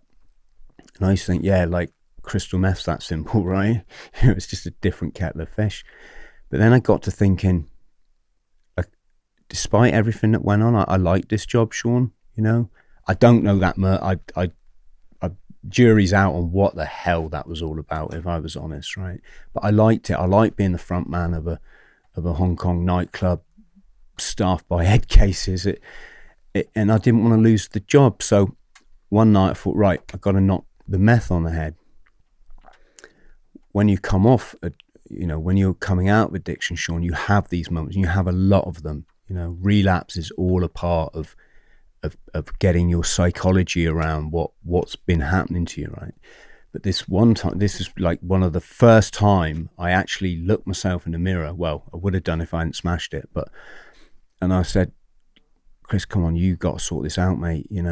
You got people that like you, and they're trying to help you, and they can see the way this is going, and you've got a boss that gives you money to get your furniture. So a bit stupidly, Shaun, I just decided to knock it on the head. But you can't do that with meth because you're so tired. You are literally, you haven't slept for maybe 5 or 6 days. You haven't eaten more than maybe a croissant or something from the 7-Eleven that you've had to force down you because your mouth is so dry, right? I know you know where I'm coming from, right? So I rocked up at work 24 hours after knocking it on there, for my next shift, basically. I was fine to get there. You still got a bit of meth buzzing around your bloodstream, right? And I stood there and I just suddenly started to feel tired. Before I knew it, I was too tired to stand up, Shaun. So I took myself in the back room. It was where they kept all the sort of beer crates and stuff. And I sat down on this crate of Schweppes or something, and I'm like, and my head is just rolling from side. I couldn't get it together, and I'm not going to, right? And as I'm sat there, and I'd been there about an hour, let's be honest, I'm pretty fucking not good to anyone, am I really? Even though my heart is, my intentions were right. And one of the bar staff just came in and said, Quizzer, the boss say, you no need to work here anymore. I was like, all right, Sid, thanks. And it's just like, oh, Chris, you just lost another job, And I went out, sat outside, I sunk down against the front of this shop, and I'm just sat on the dirt in the pavement, and I thought, it's tempting to feel sorry for yourself at times like this, Shaun, but I just thought, my nan always said life ain't fair. Why would you want it, why would you expect it to be? So, and that was my attitude, and picked myself up, and, you're gonna hear different things. If you read the tabloids, one of the famous lines was, it was something like the Sunday Sport. It made me laugh. And it was, when you're trying to promote your book, Shaun, you're going to take this interview and that. Sometimes you do them with publications you wouldn't really read yourself, and you don't sort of condone that, whether it's sexism or this. But, we all kind of compromise ourselves a bit at times, right? I just wanted to make it as an author, so I've done every interview that I've been asked to do, and this one interview said it was like I was too hardcore for the Hong Kong Triads. Of course, I've never read my book. It's all everything I've told you. It's all in there. This is just the media take your story and they want to sell TV programs, radio shows, things, and they'll so yeah, that was quite funny. But the truth is just what I told you. I was fuck, Shaun. So what did you do next? I'll keep this short because I've just told this story to our good friend James English, and probably no point going over everything I told him. But one of the things I ended up in my mind, my Marines training, specifically the Commando crawl that we're taught in training at Lympstone, that's where you lay your stomach onto a rope and you crawl across a canyon. The idea is like you're getting onto a ship, or you're crossing a valley in in a ravine in the nature or something, right? My psychosis is telling me, I should say, on the roof of my building, there was a wire, and it went from my building to the building opposite, and plasticuffed to it was a hose pipe. So for some reason, my building is feeding water to that other rooftop. I'm guessing it's because a lot of the homeless population live on the roofs in Hong Kong, Shaun, right? So there's some kind of arrangement that this guy's feeding that guy water or whatever. I don't know. But excuse me. So I get it into my head, and this third voice is telling me, if I can do the Commando crawl across this wire, and I'm on the top, this is the top floor, Shaun. So we're saying it's a 20-story building. I'm lying on that wire. I'm looking down, and the people in the street below, they look like ants. The cars are tiny. It's swaying from side to side, and I'm starting to inch across it. And what my mind's telling me is, if I can get to the other side, I'm going to suss all this conspiracy, right? Yeah. The funny thing was, it gets even more. Let's make it hilarious, because it's, you got to laugh, right? But there was a woman in the flat opposite mine, and in her kind of pebble, I don't know what you call that, bathroom window effect, the frosted window. There was obviously a mirror behind this window, and this woman used to brush her hair in the mirror every night, right? But the microphone in that silhouette, it looked like she was singing into a microphone. So my psychosis is telling me this is not over. And she was a, large woman, can we say? So my psychosis is saying this isn't over until the fat lady sings, right? And it's little cliche sound bites like that when you're this ill really take on new meaning, Shaun, and you're reading all this like stuff into them, right?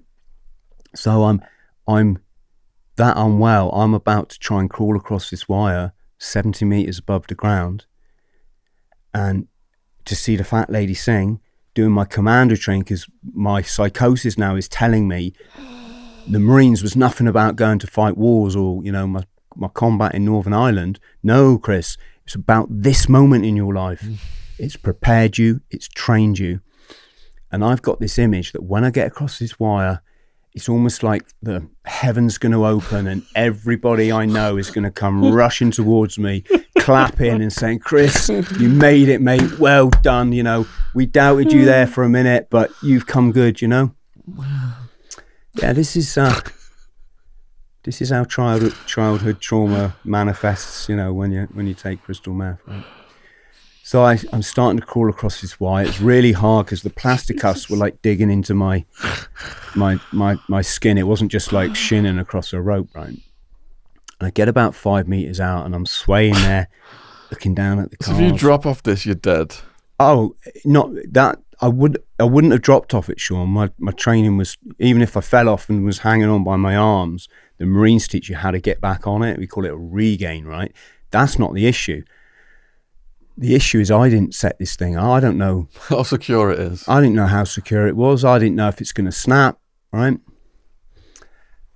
And probably need to cut a long story short here, but I started thinking about my kid brother, He's 6 years, 6 months and 6 days younger than me. And when, he's been like a rock in my life, Shaun. Even when we haven't seen each other, he's my best friend, right? That's what your brother essentially is. And it just occurred to me, I haven't spoke to him for months. I think I've spoke to him once since I've been in Hong Kong. He's my best. And what am I doing now? I'm like trying to prove myself to who? What, those fucking wankers in the club that set me up to be murdered? Or these expats doing all this funny thing? And a lot of my friends they're starting to keep their distance from me now, Shaun, and I'll become a laughing stock, right? This is how, mental illness is just not understood, right? And I'm swaying on this cable, and I'm thinking back to when we were kids and our parents had split up for like the third time before, finally getting divorced, and we used to get pulled out of primary school. Right, your mum's waiting for you in the car park. We'd have to hop on a train, go 300 miles away up north, live with our grandma. We'd get shoved into a new school. It would always be the same. The girls always took a shine to me. The boys always wanted to, try and bully and fight me, so I'd have to stick up for myself. But one of the things that made that, I'll tell you this, Shaun, one of the hardest, most poignant moments of my childhood was when one of these times happened. My mum had got on a train. She'd shot up north, right, to be with her mother. My dad got me and my sister together, and he said, your mum's left me. You've got a choice, kids. You can stay here with me in Devon, or you can go out to Lincolnshire. Oh, we'll stay with you. We're fucking kids, Shaun, you know. We'll stay with you, Dad. You love your, you know, for whatever went on in my family, and there was a lot of ups and downs, Shaun, you know. As I said before, it's all forgiven, so we don't go there, you know. But like, you love your parents, you know, and I'm a boy. My dad is, you know, my hero, right? We'll stay with you, Dad. Next day, calls us back in the kitchen. Guys, your mother's on and I heard the phone call, Shaun. My mother, it had never occurred to her we'd want to stay with our dad. And not because my mum was bad. It's 'cause we love our dad. This is our home. We go to school here, right? I remember hearing my mum screaming down the phone at him, no, you'd not taken my kids away. So it was, sorry kids, we're in the car, right? We used to have like crappy old Morris Travellers, the ones with a wooden timber on the back. I used to be embarrassed driving to school because the fungus would grow out of the timbers, right?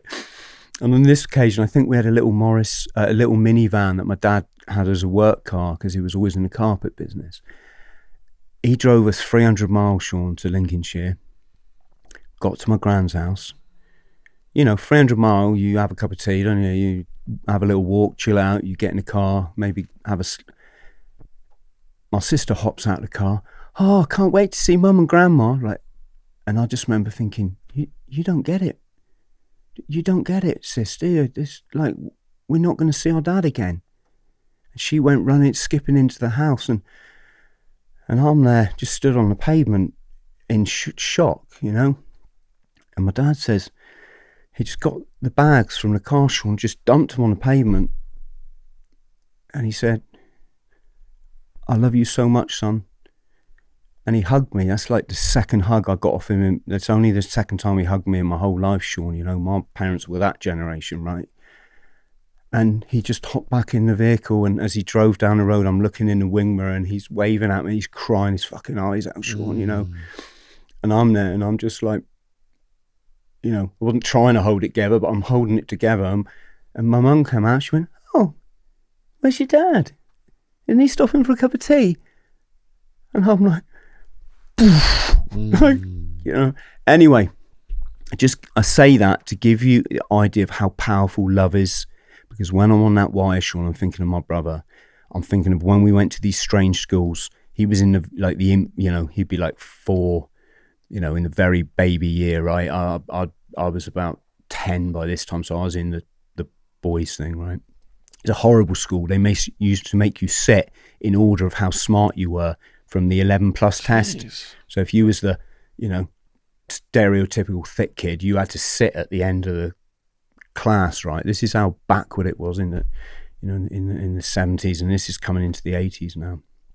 And what we used to do to make it not so lonely with all this divorce stuff going on is they had a rule in the school. That's the small kids playground. This is the big kids. You're not allowed to go in, right? But I'm like, fuck adults. They're not stopping me seeing my kid brother, Shaun, you know. So he used to sit halfway down out of one playground on the step, and I used to sit halfway out of ours, and we'd just spend our lunch times together, and it wasn't so lonely and horrible, and, you know, just having my little brother there with me. So I'm on this wire in Hong Kong, and I'm looking down, and I'm thinking, Chris, what are you doing? What are you trying to prove to who? Because they're fucking wankers, and they're fucking wankers. You don't owe anything to these people. You owe your kid brother who's home in England, and you haven't even spoke to him for months. If this wire snaps now, you're going to spiral to your death, and they're going to get a phone call back in England and say, oh, your brother became a drug addict in Hong Kong and he committed suicide, threw himself off a building. Shaun, that wouldn't have been the case. I never lost respect for myself, you know. Even when I was chronically mentally ill, like, there's nothing wrong with me, you know. It's why I've never had any AA meetings, no NA, no, I've never seen a doctor. You know, I've seen doctors, they've given me medicine, I chucked it straight in the bin. Everything I've got in my life, as a repeat myself across 80 countries, 7 continents, achieved everything on my bucket list. In fact, I'm the only person I know that has done that, right? Done it all myself, coming from this point that I'm telling you. And I'm thinking about my kid, brother, and I just start crying. And I'm sweating on this wire. And the tears are just pouring out my fucking eyes, Shaun. I'm like, I just miss my brother suddenly, just so much. I just missed him, Like, what am I doing? Proving myself to dickheads who think they're big men in nightclubs when they're fuck all, They haven't been in the Marines. They've got no idea how hard it is to earn the green beret, right? And I'm like trying to impress her.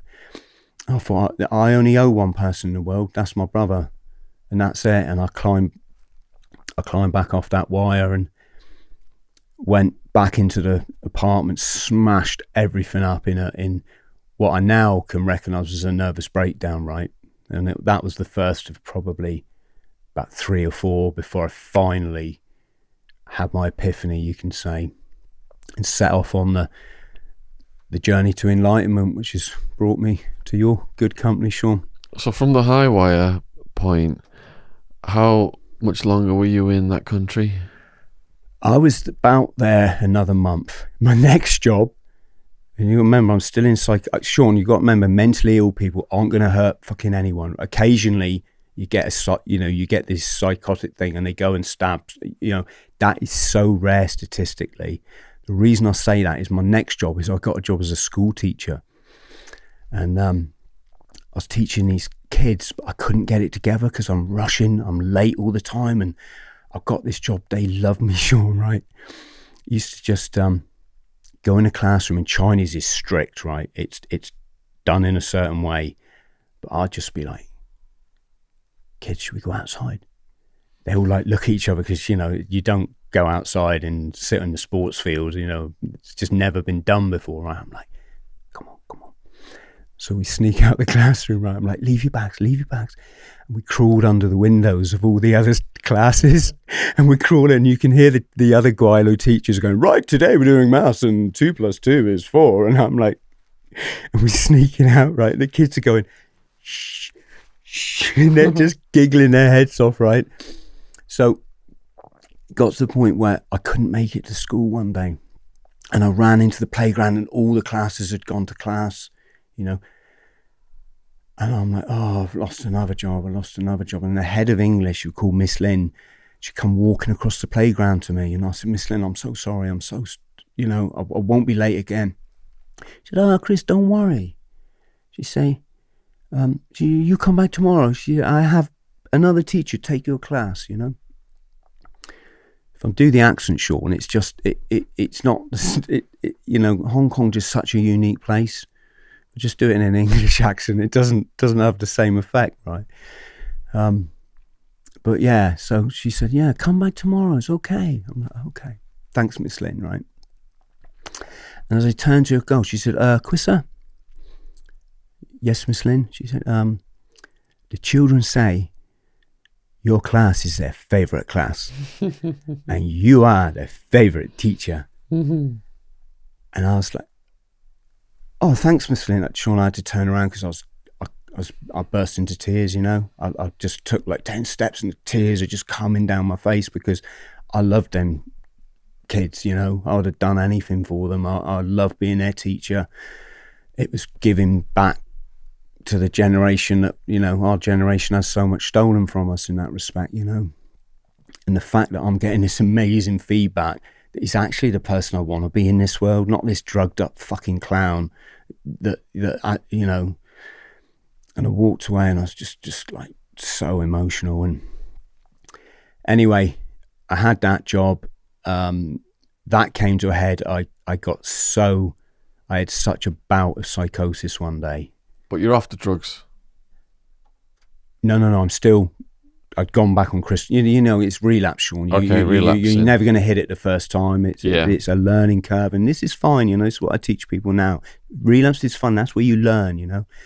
If you go to someone that says, "Right, stop," you've got to. That can work and that can save people's lives. But what you lose then, you lose all the learning that comes from falling down. But that's another subject. yeah, so I'm back on the crystal meth, you know, bunking with a friend because I got kicked out of the flat that I'd smashed up. And yeah, don't know if I should tell you then, because that's almost all my book, Shaun. But you know, just got to a point where I had to admit to myself, none of it's working anymore.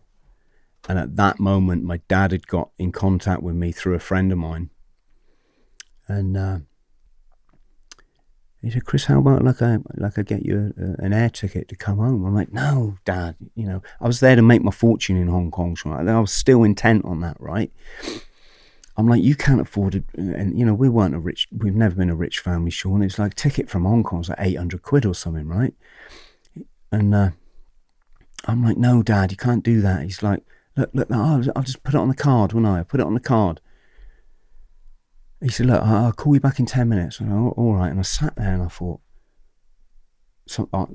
it's not working anymore, Shaun, is it? You know, I burnt all my bridges. I got no money. I'm bunking with with a Chinese guy who, you know, was my best friend at the time. And I thought, Chris, you got to go back to the UK, mate. You know, you got to. And that was it. In that 10 minutes, my dad had booked a flight with Virgin. I rocked up on the time that the flight left. My manic timekeeping. I thought, oh, it's a 5 o'clock flight from Hong Kong. You know, back in then, what was it? It was the old Hong Kong Kai Tak Airport, real famous landing at Kai Tak, right? But like an idiot, I rocked up there at 5 when the flight was due to leave, and the girl at the desk went, "No, cannot. Flight gone already." I was like, "Gone? It can't be gone. My dad's paid." Like, she said, wait, one moment. She made a phone call by some freak of the air traffic control timings. It was still on the apron, Shaun. And okay, wait here. This guy from immigration come legging it down the concourse. He had all these bags. It's all in the book, you know, but all these random bags. Ran me into his office. Went, okay, you no carry anything you shouldn't, should you? So I'm, no. You know, conveniently ignoring the little packet of crystal meth I've got stashed in my boot, right?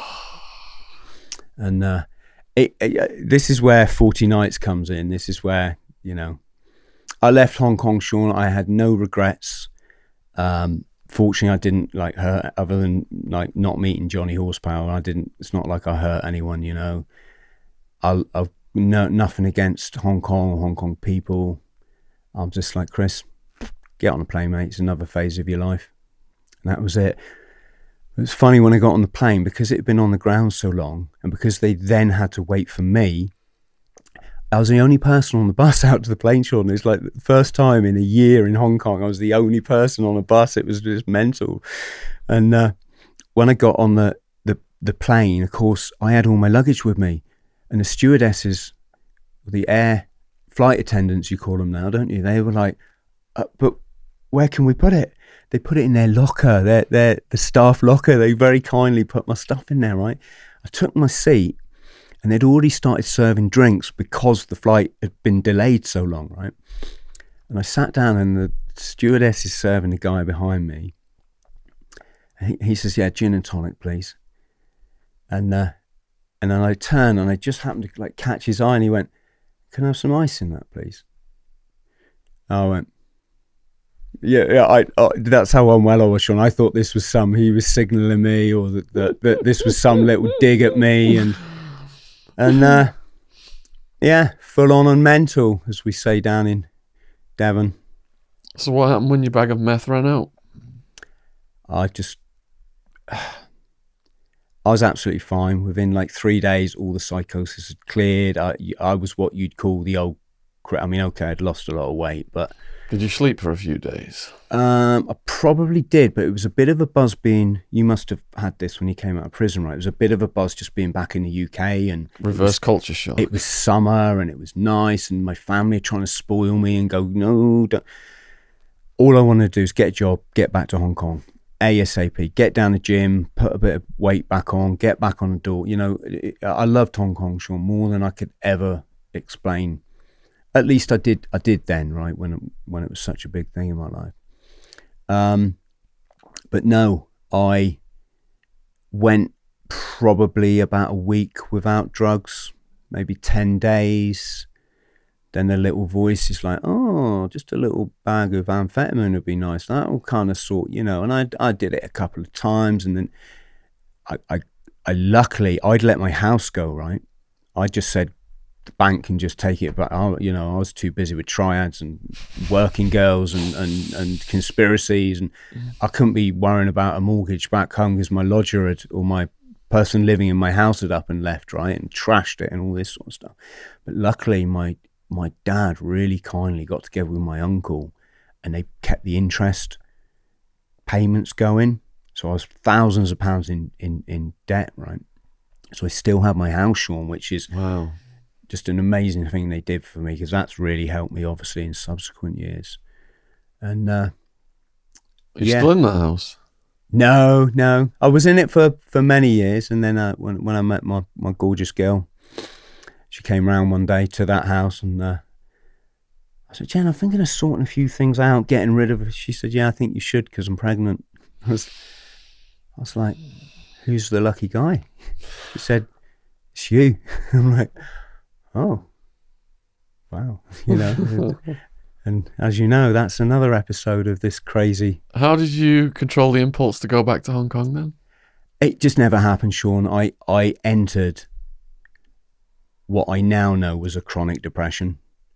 I've been living the high life for a year. I've been in 24/7 in the most exciting nightclub district in the world, with the roguest of characters, the most interesting of expats, the girls who used to come out dancing. It was, you want a beer at 3 a.m, you just walk down the road and you go to the 7-Eleven, grab a beer, Shaun. You want to call your mate, you want to hook up with your mate, well, he'll probably be in that nightclub dancing. I'll go, it was just that. To come back to England, I had no qualifications other than, I had 2 O-levels and 3 GCSEs. I did the GCSEs in the Marines. I had no trade. I felt I had nothing to offer anyone, and I just hated depression. And the only way I could raise my head off this sofa bed that I slept on for 18 months was when I could get some what's called base in the UK, which is the strongest form of amphetamine, but it's about 20% as strong as ice, right? And 18 months I did that for, Shaun. And Hong Kong, despite what I've told you, was a bit of a blast. Living in the UK, chronically addicted to drugs, massively depressed, and not understanding why, because no one back then could explain what depression was to you, so you didn't know why you felt this emptiness and this lack of direction, right? So that's all in 40 nights. Can we talk about triathlon now? I want to talk about something positive. I was going to ask you, well, we got a few dark stories here left. Did you want to just do those on another occasion? You can.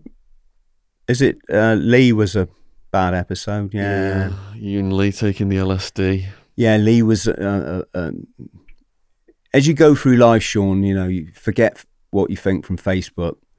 You realise you got 10 best mates and you can count them on. Your best mates, you can count them probably on one hand, maybe two. Not these thousands of likes and whatever, right? And Lee was one of them guys. We drove to India together. We won't go into this, but when I finally had my epiphany and I started going into the light instead of staying in the dark, right? I wanted to go and help kids in Africa. So I did a charity fire walk, and I walked 120 feet over red hot coals to earn the money to attend a school in Norway that trained you as a volunteer worker to go and work in Africa. While I was there, they said, would you drive a bus to India? So Lee and I drove a bus from Norway to India, and then Jesus, how long does that take? About 3.5 months in total. 3.5 months? Took a lot longer than anticipated. So the bus has got to go on boats and stuff, is it? Around Greece and Italy. I think we got a ferry to Italy, or from Italy to Greece rather. Yeah, from Italy to Greece. Drove to Venice, had a day in Venice. Who was on the bus?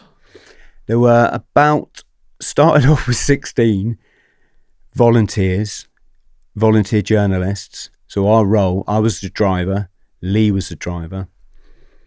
Our role was to write articles about people living in poverty and kind of exchange culture. It was the early days of the internet, so the school had a kind of website set up, and we didn't actually do a lot of that because it was a 1978 British Leyland bus.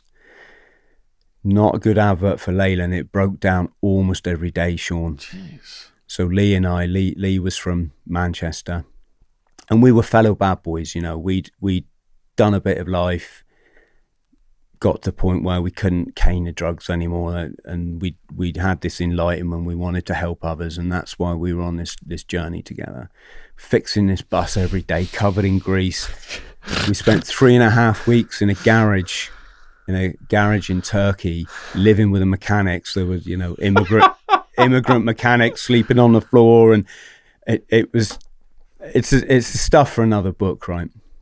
But anyway, we drove to India and back, Lee and I, and we always kept in touch. And he was a dear friend because he's one of them ones, he would just call you out the blue, which is quite a rare, it doesn't tend to happen now, right? Chris, yeah, been out last night, how you doing? And he'd tell me about his latest girlfriend and this sort of thing. Anyway, we had this relationship that pretty much any time we got together, we'd bash the drugs, Shaun. It's just what we did, right? What I did back at that stage in my life, right? I live a bit of a healthier lifestyle now, I guess you can say. He came around my place in Plymouth. He drove down from Manchester once, and we're going to go out. This is like Thursday night. We're going to go out down to Plymouth Union Street, the nightclub area, and should we pop a pill before we go? Yeah, good idea. And Lee would have popped 2 because he always overdid it, Shaun. And I was worried about, like, Lee, you don't know how strong them pills are, mate. Come on, and sometimes he'd spin out and just start throwing up everywhere as we're walking to a nightclub and this kind of thing, right? But yeah, that long weekend, we never got out of the house. We just caned all these pills, drinking, ordering in a takeaway, watching DVD after DVD. So yeah, that was kind of like, when we got together, we kind of bashed it a bit. Anyway, round about the time I was studying at university, I was studying youth work, right? Got a phone call. Chris, it's Lee. Boom Festival. I'm like, what are you on about? It's a psychedelic trance festival in Portugal. I'm like, okay, I'd never heard of psychedelic trance. I mean, obviously, everyone knows trance music. Psychedelic trance, I got some up on the, internet, listened to it. It was,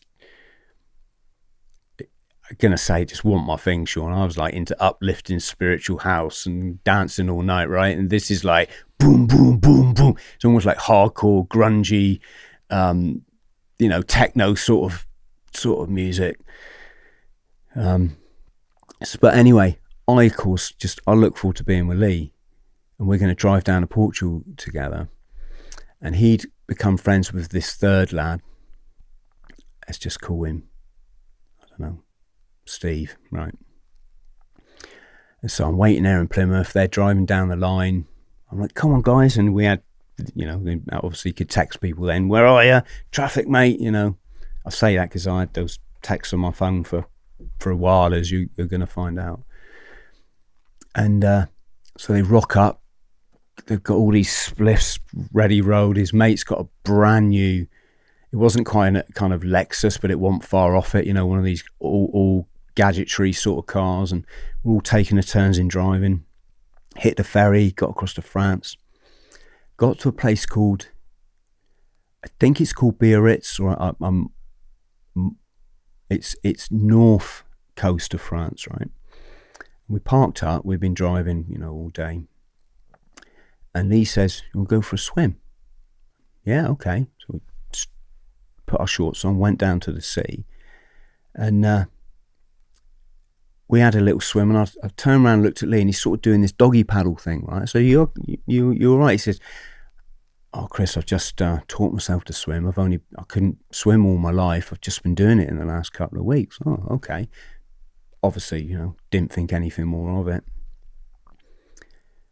Got down to Portugal, got to this festival. By this time, the guy that we're with, and this is not, I'm not disrespecting or anything, Shaun. It was just, he was becoming really problematic, a bit rude, a bit obnoxious. He had issues. He was in a wheelchair.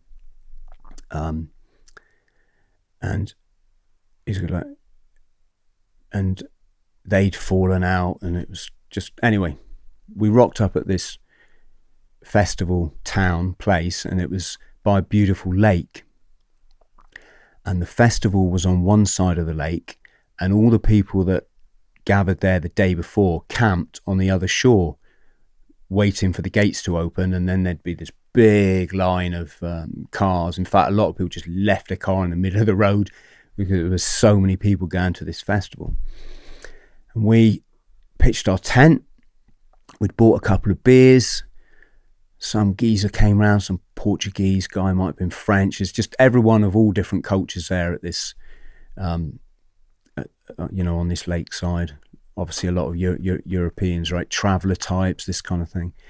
Guy comes up, guys, coke, LSD, coke, MDMA. So we bought a little bit of this and a little bit of that. I think we did a line of coke, drunk a couple of beers, and let's go for a walk. So we walked down the beach. The guy in a wheelchair had an this special motor on his thing, saying he could pretty much go cross countries, and that wasn't an issue. We found these two DJs that set up like this tent on the beach, and they were blaring out psytrance, which was the thing. We're tired, we've been in the car, I think 3 days now, or 2.5 days or something. We slept in the car, got a couple of hours sleep, so weren't really feeling like partying. But then this guy appeared. So it's getting into the evening now. Right? This guy appeared, and he reminded me of a court jester because he had these pinstripe like pantaloon things on, and it's colourful. People that go to these kind of festivals, it's all about colour and imagery because it's all, or a big part of it is centred on LSD, right? No, wasn't massively my thing, Shaun, right? I'm always sort of that guy that's always going to try. Do you know what I mean? If there's something there, okay, just a bit, right? Only because it's not my drug. I had a really bad experience on it years ago, and I think it can psychologically damage you, that stuff, right? And so we're at this DJ tent, and we're sort of dancing as you do, and this guy came over, and I think he was French, and he said, and he like nudged me, and I looked down, and he'd put a line of ketamine on his hand, right? So I'm like, oh, okay. And I looked at Lee and went, what is it? I'd never seen ketamine before at this stage, right? And Lee's like, it's ketamine. So have you done some? Well, of course he had. Lee would always do everything, right? He said, yeah. All right then. So I snorted it off this guy's hand, and within seconds, wow, it was just amazing. It wasn't like going down the K-hole or anything like that. It was just a light, pick me up. Next thing you know, you're dancing, and it's just you're just chucking out these shapes that you just didn't know were in you. It was incredible, right? This went on a little bit. All the women I think they were pretty stunning anyway, Shaun. These are not Latino isn't the right word, but Spanish, Portuguese, and it was just so friendly. All the guys, just like being in a dance party, right? And next thing I know, Lee's banging my elbow. He says, do you want some liquid acid? I'm like, oh, here we go. It was bound to happen, wasn't it? And when you looked around, you could see a lot of these party people all carrying these little brown vials with the squeezy eyedropper thing. And there's a science to it, Shaun, or there's a kind of chemistry to it that you measure out certain amount of milligrams depending on where you are in your buzz for the weekend. Because if you hit it too hard, like in the first day, your tolerance goes up and you can't feel it again, right? So they were all really seriously or it seemed like everyone was seriously into this stuff. So when in Rome, right, and I said, Lee, you've done some. Yeah. Oh, okay. So I put my hand out and I said to the guy, this friend, I said, a little, right? I just want a drop, Shaun, you know? And he drenched my hand. It was running off my fingers in a river, right? And I'm like, dude. And I went like that. I just took one lick, maybe a dab, a lick. The other guy we were with, this third guy, Steve, we called him, didn't we? Just grabs my hand and sucks it all off, right? He's like immune to this stuff. And this is where, things changed a bit, because the next thing I knew, I was waking up on the beach and I was on like a pile of rocks on the shore of this lake, and I'm out of it, mate. I've collapsed. I've hit the deck, right? I know to anyone listening, that's not something you associate with it. What collapse? No, I was out. I must have done that, right? And I got up and obviously now he's drenched my hand. It goes in through the skin, right? I'm in just the biggest trip that you could ever imagine. And I've just been unconscious. And I woke up and I looked and I suddenly saw Lee was lying on the rocks about 2 meters from me. I'm like, Lee, you all right, dude? Lee, are you all right, man? And he went, no, I'm not, Chris. I'm like, oh, for fuck's sake, this has all just suddenly got really serious. There's a party literally just over there with hundreds of people, and we're here and we're fucked, mate, So I said, come on, Lee, let's get back to the tent, man. Let's get back. I just thought if we can get back to the tent, just get back to the base, right? Anyway, my memory's a bit hazy about how it actually happened, but I managed to get Lee up. And we got back to this party, Shaun, and started to like loosen up a bit, massively tripping like I've like never ever before, right? But not in that kind of, unconscious state, obviously. And I'm there and I suddenly just started to have the best night of my life.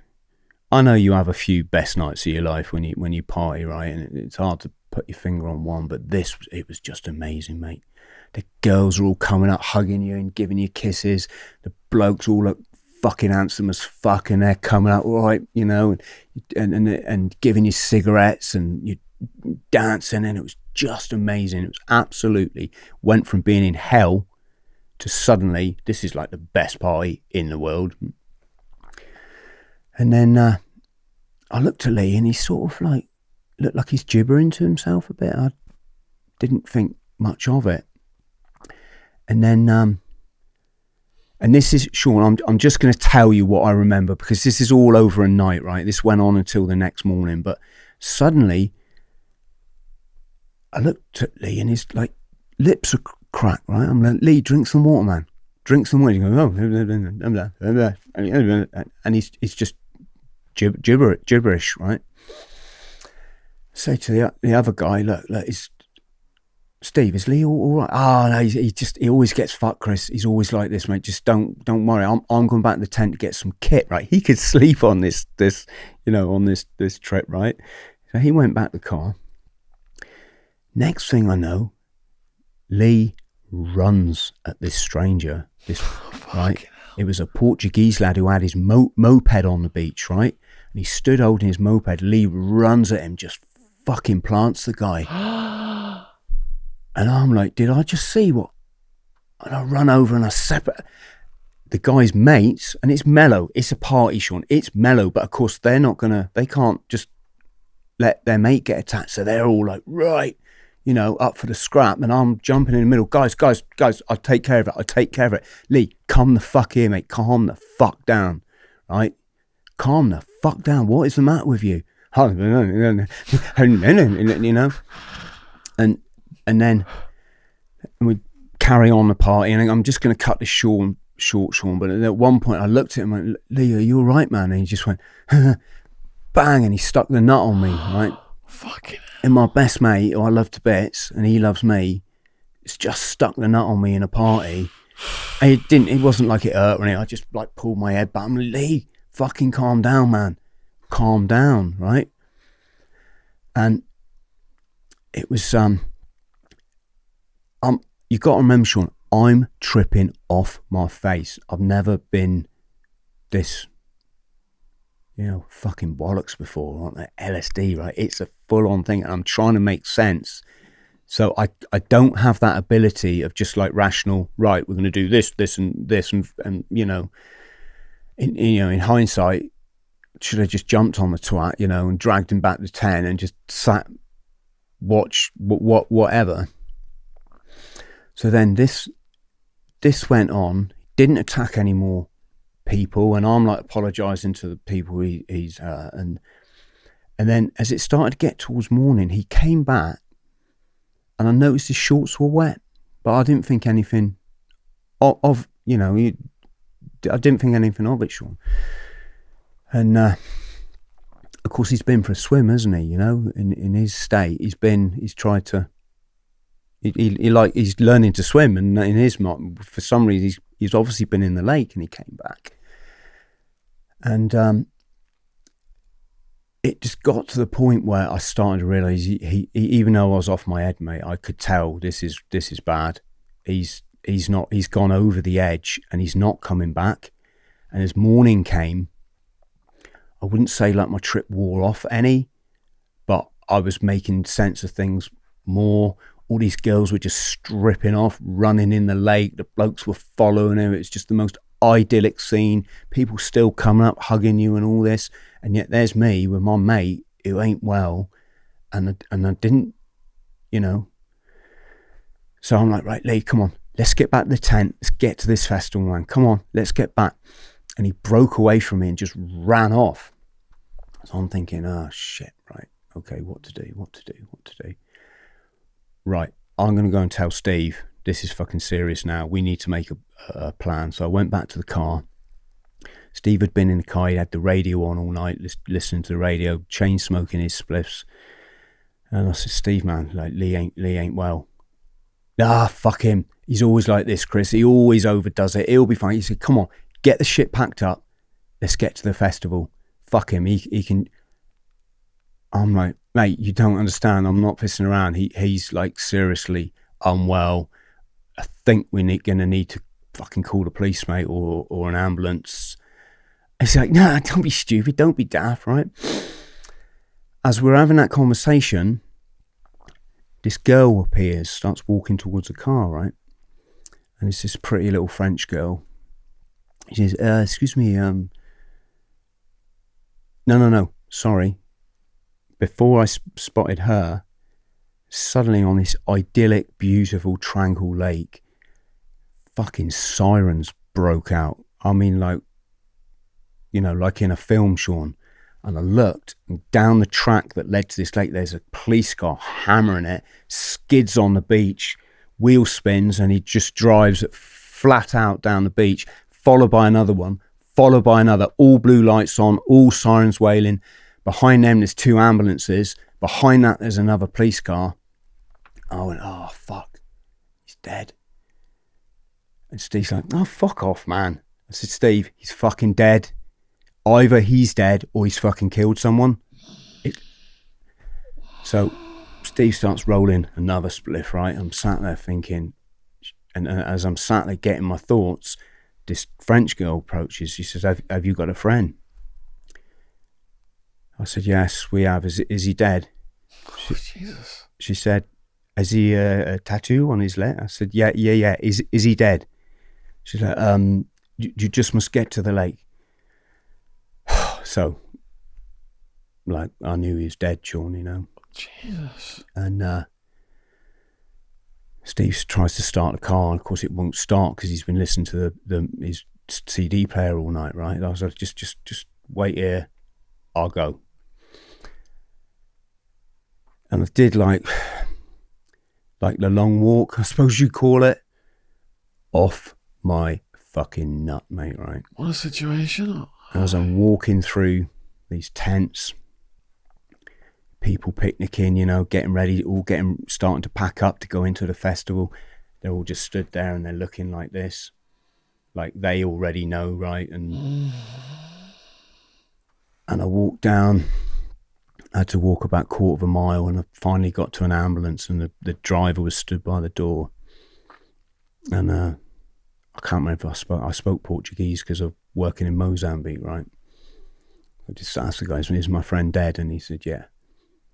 And I looked, turned my head, and there was a blue, like a plastic tarpaulin laid out on the shore. And I just walked over. As I approached, I could see his tattoo sticking out of the tarpaulin, you know. And I just lifted it up. "Lee, you fucking idiot, man.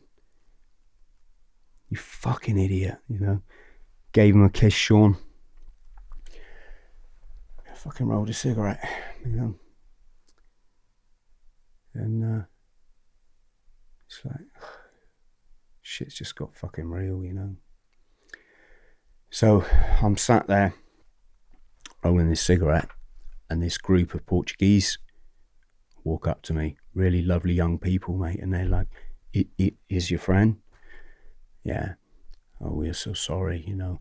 We saw him in the water, he's struggling. We all rushed in to try to help him, but we couldn't get to him, and by the time we pulled him out, you know," the guy said, I'm trying to give him mouth to mouth, and all this puke is just coming in my face, you know. And I think we swapped like email addresses or something. And then the press rock up, and I got this camera shoved in my face with this big boom, you know, microphone. "Excuse me, is this your friend? Can you say a few words for Portuguese television?" I said, "No, love, I can't. Get out of my way." And she just like knew to just, you know, just leave it. And so I'm there. I thought, oh God, Steve doesn't know, does he? Shit. So I started walking back towards the car. I think one of the policemen said to me, "Look, can you get to the nearest police station? It's about 20 miles away, in the nearest village, in the nearest town rather." I said, "Yeah, of course." So I started walking back to the car, and by this time, Steve had got it hotwired with, you know, or jump leaded with someone. And he's driving towards him, and he stopped the car, and he just like, it looks like that. He went, "You what?" So he's dead, mate. "Dead? No, he can't be dead." I said, "I told you it was serious. It's fucking dead." And then this guy just broke down, Shaun, you know, like just screamed the place down, you know.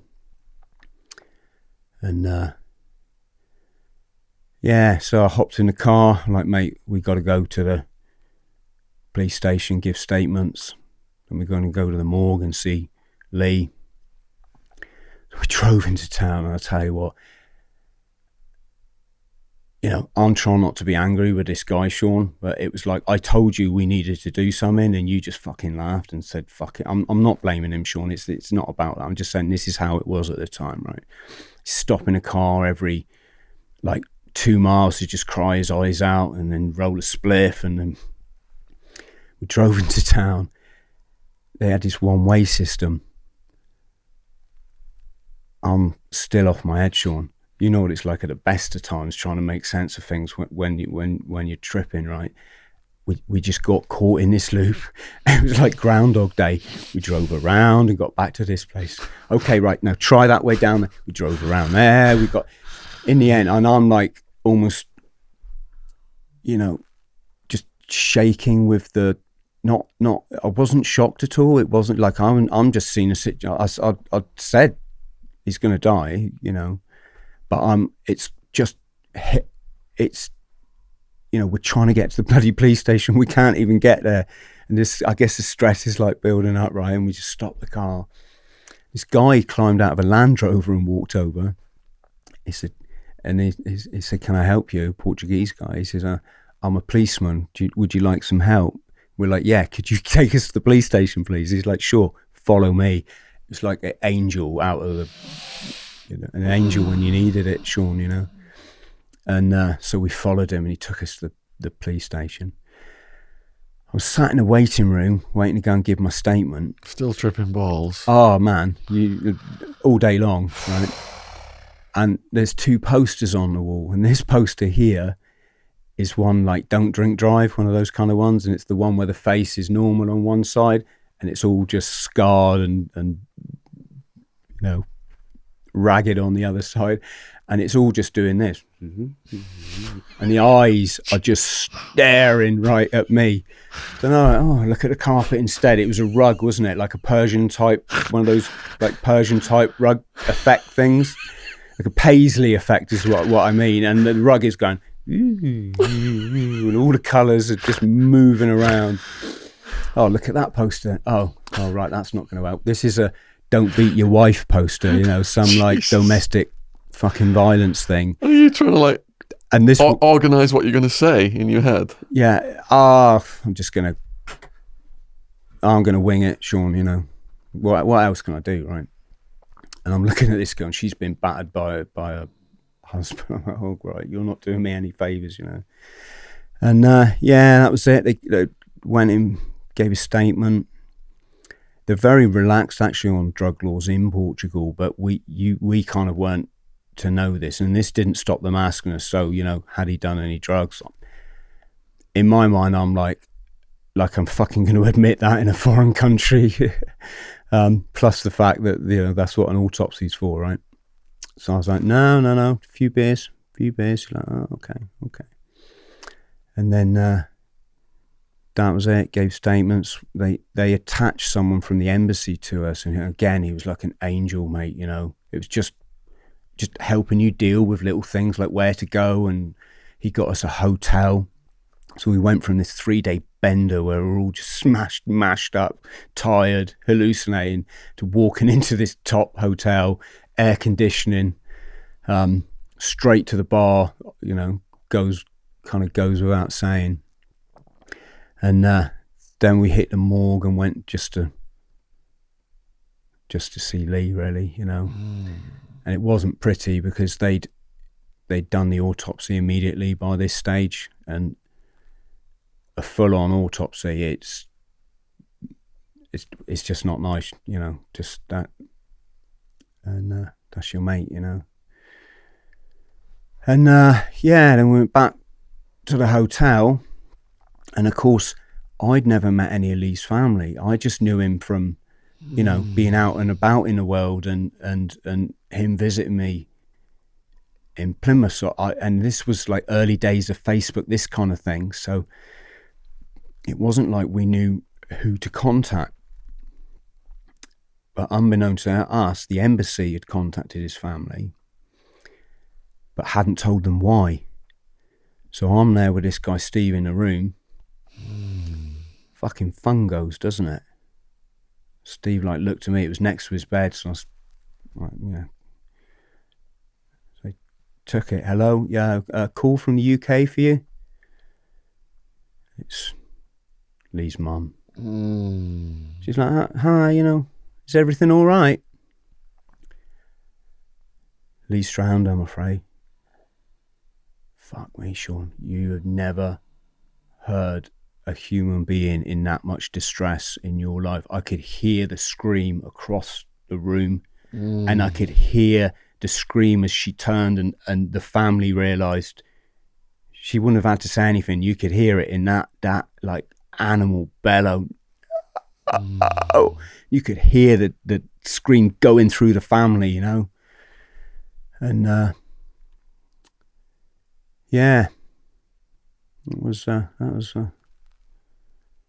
my mate Lee. I can't imagine. And then you got your hustle on. Shaun, I hope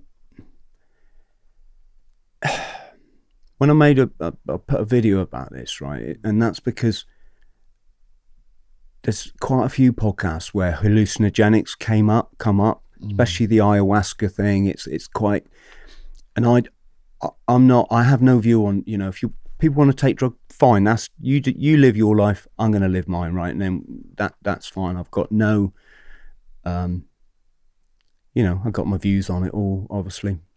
It's not about prohibition or anything, but I just want to tell one of the other side of the story so people can see that there is that, for some people it is going to trigger off a mental episode, and it's a lottery because you don't know if that's going to be you, right? So all I'd say to Annie, if you're going to do that shit, be with someone who can take charge of you if it all goes Pete Tong, yeah. So you were making money smuggling tobacco from Belgium. Yeah, this was the interesting part of my life, Shaun, really. As I started to come out of this depression in the UK, and I was, using various fixes on myself, learning new stuff, forgiving lots of people, which is a big part of moving on with your life, right? Learning to appreciate my days, smiling. I've got a rule to this day: I smile at the sun every morning.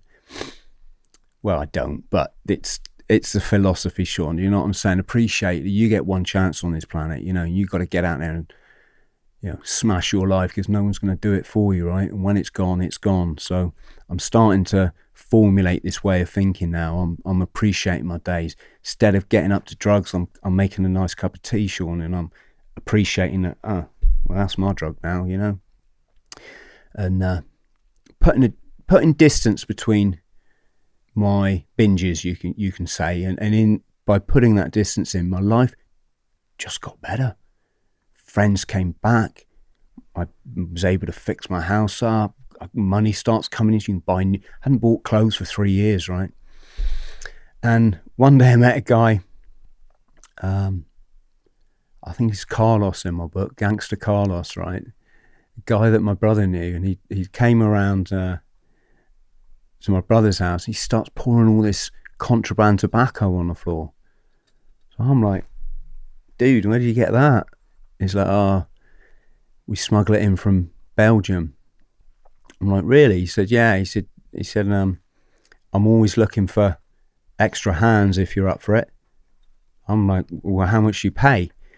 Back then, we're talking, this is back in the late 90s. So even 30 quid a day then, Shaun, was when you're on benefits, that's quite an extra amount of money to have every month, right?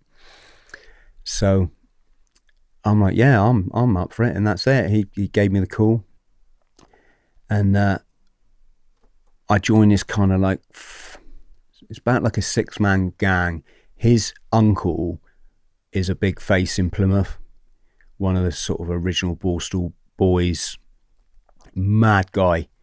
Used to just walk into like an electrical shop, pick up a telly, just walk out with it. And if anyone challenged him, he'd just keep walking, just tell him to F off, right? Mad dude. But anyway, got this gang set up where they drive across through the Channel Tunnel, cross France into Belgium, hit a tobacco warehouse there and load the car, to the gunnels with tobacco, drive it back through customs under the kind of idea, if we get stopped, we just say it's for personal use.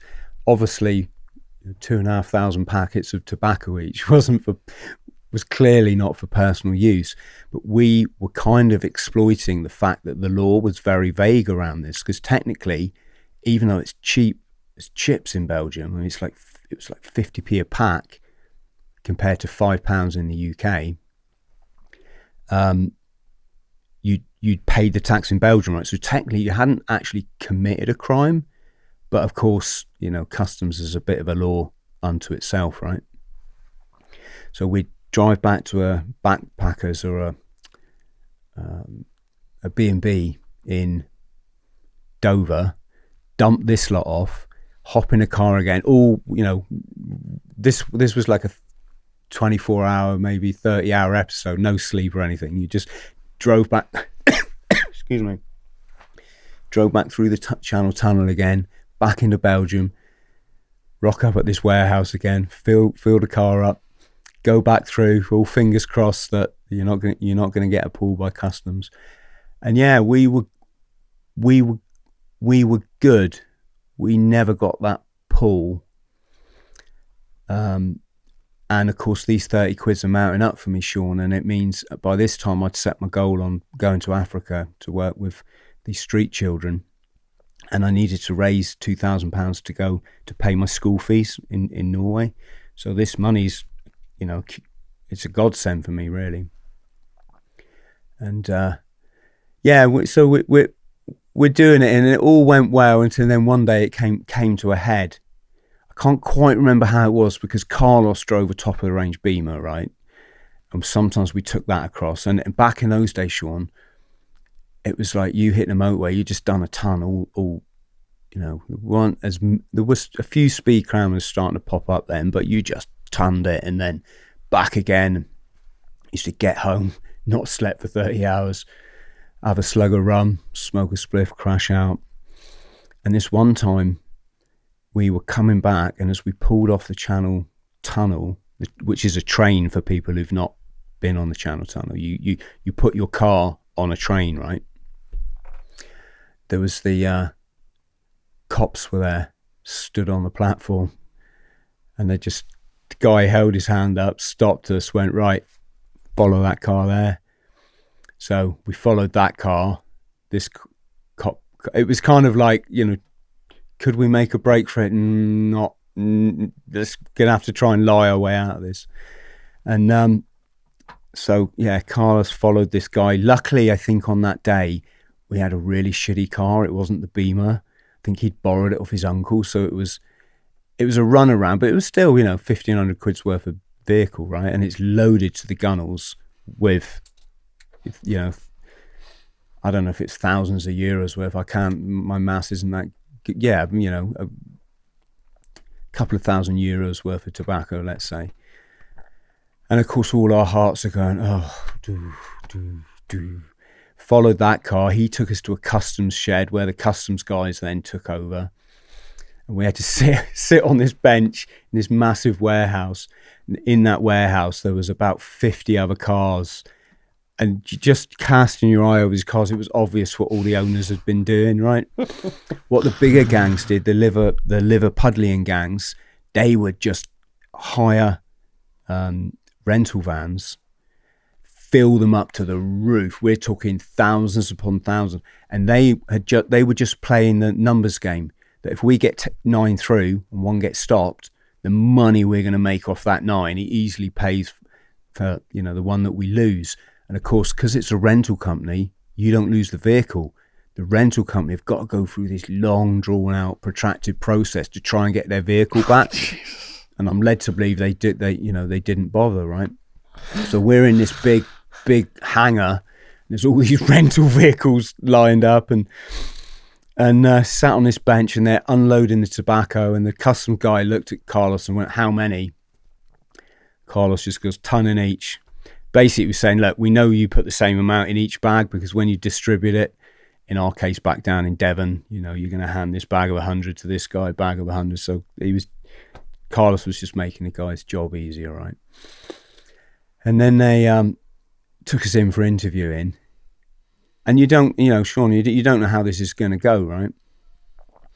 That's right, so how long have you been smuggling tobacco? Sorry, smuggling? No, we're not smugglers. That's for us, and that you're lying. They know that you're lying, but you're just spouting the law at them, right? What else can you do? And it was something like, it's like, right, look, if you're going to stick with that story, fine, but we're taking a car, we're taking everything in it, and we'll release you on like a bail or something like this, or I can't remember the way it all went, but it was like, but you'll have to come back up and you'll all go to court, and you can argue in court that 2,500 packets of tobacco is for personal use. And we said, well, what's the alternative? They said, well, the alternative is just leave it here and walk away. So they were kind of pulling a fast one with us, Shaun, because there wasn't there was no hard and fast law, but they knew we were smuggling, it was obvious. So I just looked at Carlos, he looked at me, I looked at the other couple of lads, and we just started walking out of that hangar. We had to walk into, I know it was like Maidstone or somewhere. We're all stood at a bus stop. It was like something out of Train Spotting. We're all, all stood in a bus stop, waiting to get a bus to London so that we can, get a coach back to Plymouth. Who took the hit on that one then? Well, it would have been the guy that we worked for, so it was my mate's uncle. But they make so much on the other journeys, they're accepting that. By this time, it had all started coming to a head. Customs were just really clamping down on it. And it's fine, I guess, if you're a big gang and you can afford to take those hits. But when you're a small merchant, shall we say, it's quite a lot to lose a car. Did you make it to Africa? Yeah. What was that like? In a nutshell, phenomenal, Shaun. It's funny, it doesn't matter where you go in the world. You carry you can be in paradise and it can be shit, right? It was hard at first because I turned up at this beach. It's called Nacala, if anyone wants to look at that on Google Earth. Nacala Porto in Mozambique. Incredibly poor. As you leave Maputo, which is the city where I think you fly into, you get on a bus, and as you go into the rural area, it just gradually just becomes nothing except scrub and desert and jungle. And then suddenly a mud hut appears, and then another one, and another, and it's such an eye opener, Shaun. And there's people walking between these mud huts with a pot on their head. There's people carrying firewood, and they're all just dressed raggedly. And you're, where's the shops? Where's the hotel? There's nothing, right? So I worked in one such village. My village was a fishing village on the edge of the coast. I chose that place because I wanted to be by the sea, right? So I used to go swimming with the kids in the school and snorkeling with the divers. You'd get these snorkelers rather that would make their own spear guns, Shaun. They were so ingenious. And they would make their own diving masks out of a bit of perspex and wrap a bit of car, Wow. And then screw it together by twisting wire, this sort of thing. It was real eye-opener. It was slightly disappointing at first because our team had studied in Norway, and that the house that we all shared, which is like a house isn't really the right word for it, but it was better than the mud huts, put it this way, but it wasn't what we'd think of a very basic chalet. We shared it with a Danish team, and they studied in a different part of Scandinavia, obviously. And it was one of those situations where on the first night together, they said, do you want a rundown on this organisation? And what I say to you, power corrupts, absolute power corrupts absolutely. It just seems to be the case in all walks of life, right? So this charity that we were working for that had started out in the 70s, it was all benevolent. It was all hippies that hitchhiked down to Africa because they wanted to build schools. It had all gone corrupt, Shaun. They'd worked out this financial system where everyone was paying into this pot, and the even at the very minimum, if they scraped the interest off this pot, it's a huge amount of money. It wasn't going to those Africans, Many of the teachers the African teachers hadn't been paid for months. It was disappointing, and this is like a dream for me, Shaun. I've come from nothing. I've raised the money. I've done the trips to Belgium. I've done the fire walking. I had a phenomenal time at this organisation in Norway. We studied in an old ski hotel on top of a mountain. So of course I could go out skiing every day, cross country skiing. We'd muck around in the sauna at night and then go and roll in the snow. We learn in Portuguese, obviously. We cook communally, so you cook for 70 other international volunteers. We used to put on plays, theatre. It was just amazing. It was all drug and alcohol free because they had a rule at this school, and you don't need it, Shaun. When you're in when you've got community, you don't need all that stuff. You're just happy to sit down and have a cup of tea and chat with someone. And so to get out to Africa and be hit with all this information from these other teammates that this is all a big scam, really, and do you know that there's so many people have tried to take this organization to court. Their track record on safety is just abysmal, to the point where people had died. The headmaster at this school that I studied in, he got stabbed to death by a student because it was bizarre, Shaun. It was just bizarre. But I thought, right, Chris, what we're going to do here? I always say, Shaun, have a plan B that backs up your plan A, so you can do your plan A really, even if you have to reshape it. And I thought, right, you've come this way. You're in an amazing part of the world, albeit, very impoverished. Just be here for those kids, spend time with them, exchange culture, be a I don't know if a spoiled European can be a role model, but I did my best, made some amazing relationships with people. And of course, I'm rebuilding myself, Shaun, so it was so nice to hear people say such nice things, and got a glowing report from my 6 months at this school. All the students filled in a book for me, and the messages. When I left the UK, I hit this school running. I was like the old Chris, the Commando. I was taking people for like endurance course runs in the forest. I was teaching people skiing. We had to do street fundraising, right, which some people found really hard, and I just went out and smashed it. And I said I was going to smash it, right? I just said, watch, today there was this 20-year record that someone had made £300 in a day selling postcards. And I said, I'm going to smash that today, right? We didn't say smash back then, but you know what I'm saying. And I went out on the street of Oslo and I nailed 9,000 crowns worth of 900 quid. £900 selling postcards for, I don't know, 30p each or whatever. So yeah, I was firing again, mate, able to be myself, able to use all my learning from what I'd been through for something positive. The kids and I would go fishing. I went around the shops in Norway before I went, and I asked, can you give some sports gear for these children in Africa? And they gave me fishing stuff and footballs and this kind of thing. So every day I'd rock up in the morning, take the kids for sport. I painted the classrooms, did all this art, and again used my newfound self that was told he was a failure at school, and I'm painting these amazing murals and stuff. Excuse me. In the evening, I'd leave the compound and all the other workers would stay there, being sort of perfect Pete's.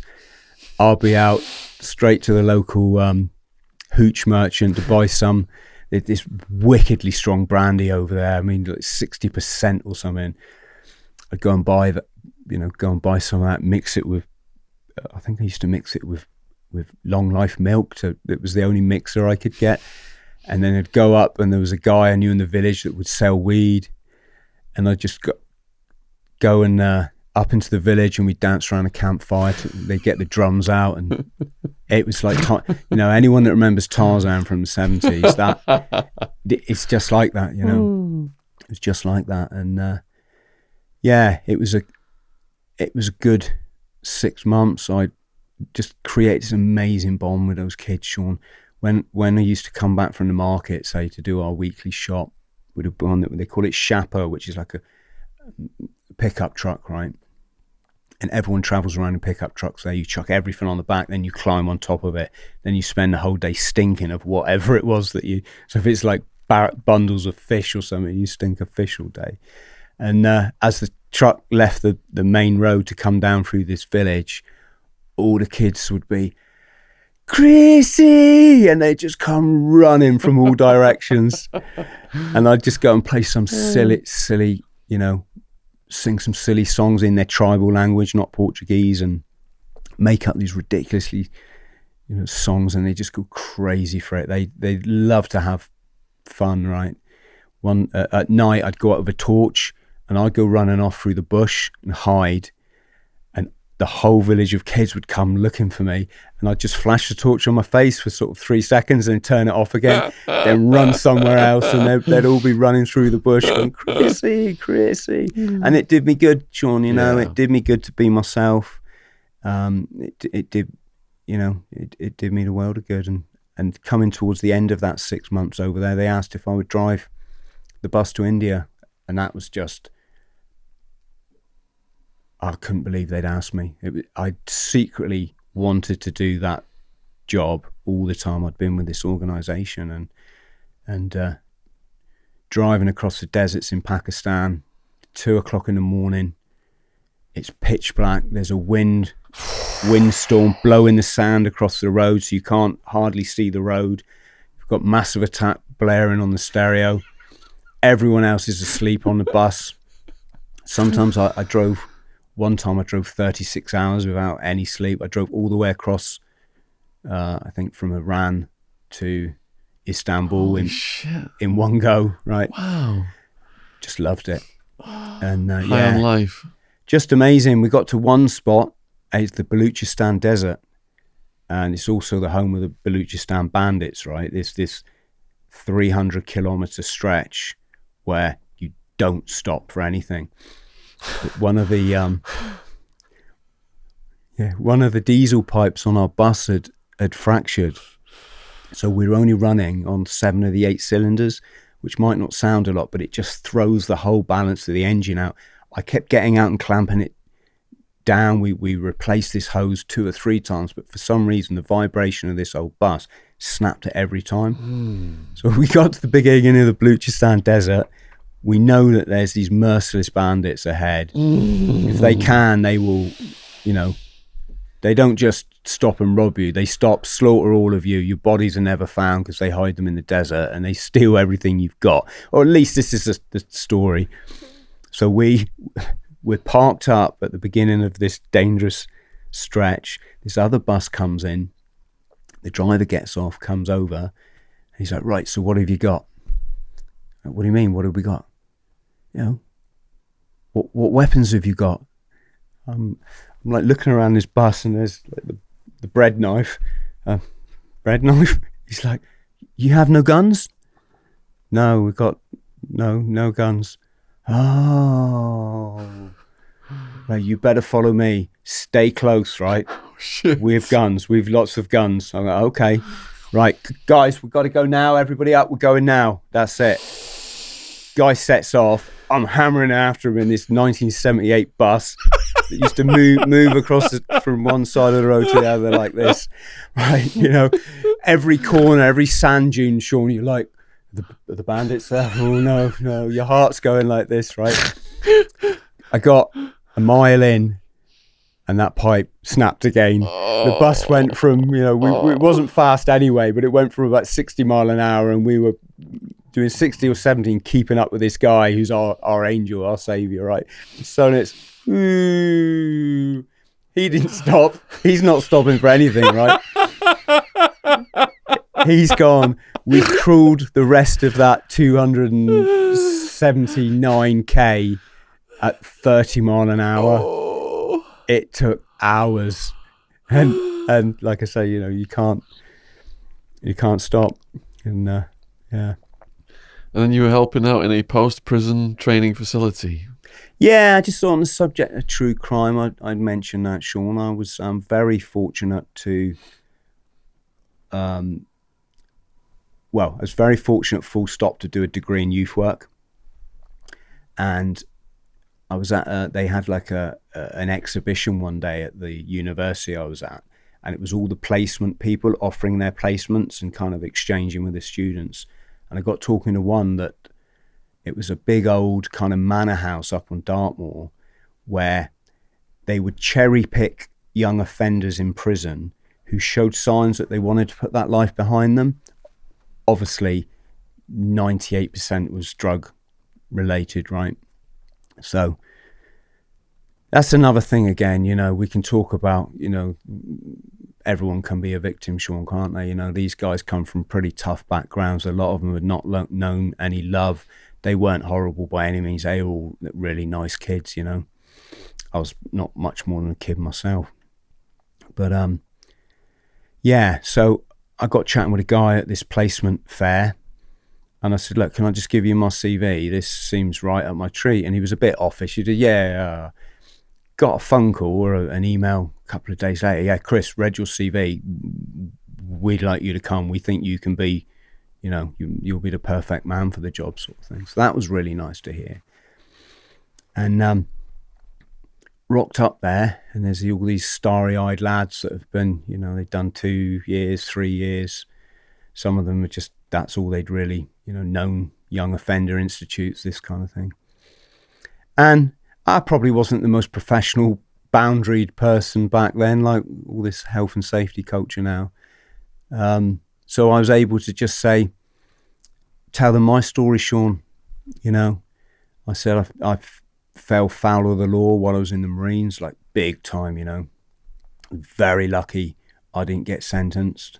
Had I been sentenced, I'd have been in the boat that you guys are in. But listen, I can tell you that, like, it's not worth it. It really is not worth it. And then I showed them some photos from my traveling. You'd never believe how much effect that can have on young disenfranchised men, Shaun. They were just like gobsmacked. They were just all eyes. And from that moment, I guess I became their mentor, right? The guy that they looked up to. And one lad went, right, wait there. He went away. He came back with a book, right? He only had 2 copies of this book, but it was a book on young people's stories. And they'd obviously picked people that had really, and it was horrible, the stories in there. The people living homeless in the, in their local, on their local common in a tent, scavenging food, and of course all the drug problems on top of it. It was a book full of these stories, and he was one of the young people that was featured in there, right? And he'd gone away, and he got this book, and he went, Chris, I want you to have this. My story's number 6, And it was a big learning curve, but of course, because I got the Marine side of me, I'm like, right, lad, football today, everyone out there, So we're out there, right? You lot, shirts off, you in goal. We played this football match. So, right, losers in the lake. And there was this stagnant lake. And so that it was the Skins team, the other team lost the match, Shaun, right? Like 3-1 or something. And these lads were, oh, fucking hell. And it's all swearing, right? All swearing and all rollies. And they start walking down towards this lake like this. And I just looked at my team and went like that. And everyone just looked at each other excited. And we just ran and burst past these guys. And then they realised what we were doing. And they're like, right. And all of us just ran and dived in this lake. And it was a real magic moment. But to get funding for that, Shaun, is so hard. This organisation was run by a fellow ex-Marine. Had to close it down. Can't get the funding. They'd rather just put people in prison, Shaun. Cost the taxpayer a fortune. No rehabilitation really to speak of. Criminalising people that are pretty much victims in the first place. I'm not saying that's everybody, but criminalising addiction as well. Criminalising addiction. It's big business. Not a very nice system, Shaun, So in more recent years, then you have done your Quadruple Ironman. Yeah, I remember you said to me what your plans when I spoke to you last time, didn't you? And I said, I'm thinking about a Quadruple Ironman, and you laughed again. Yeah. How did that go? Yeah, nailed it, mate. Yeah. What kind of training did you have to do for that? Well, I entered my first triathlon as an adult. When you start getting into that life, Shaun, and you start eating well, and you put the drugs as far away from you as you can, and especially the alcohol, which is a big depressant, right? You enter this different world, right? It's like a spiritual. You get like this. Probably getting a bit deep, but you get like this spiritual buzz, and when you get into triathlon, it's like the perfect sport for it, because you're doing these 3 different disciplines, the swimming, the cycling, and the running. And of course, it's quite a challenge as well. So that really kind of certainly appeals to people like me. So around about this time, I'm starting to get things really together. I thought I'll enter in my first triathlon, enter an Olympic one. So that's a mile swim, a 25-mile bike ride, and I think it's an 8 mile or a 6 mile run, right? Came last, okay? Got my little boy going, Daddy, you're not going to get on that bike yet? I'm trying, son, I'm trying, right? I was so proud, Shaun, to come last, because it's not about winning. I know this is cliche.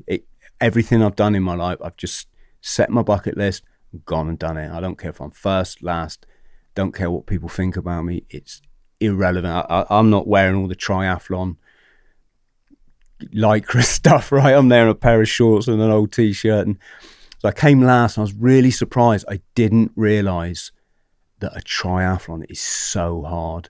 The cycle went on for ages, right? So I thought, right, how can I put this right? I know, I'll do a quadruple Ironman and I'll do it in 8 weeks' time. I think it might have been 8, it might have been a bit more. This was July, I did the July. Yeah, it was July I did the Olympic triathlon and came last. So for my 50th birthday, which was September, I thought, yeah, I'll do a quadruple Ironman.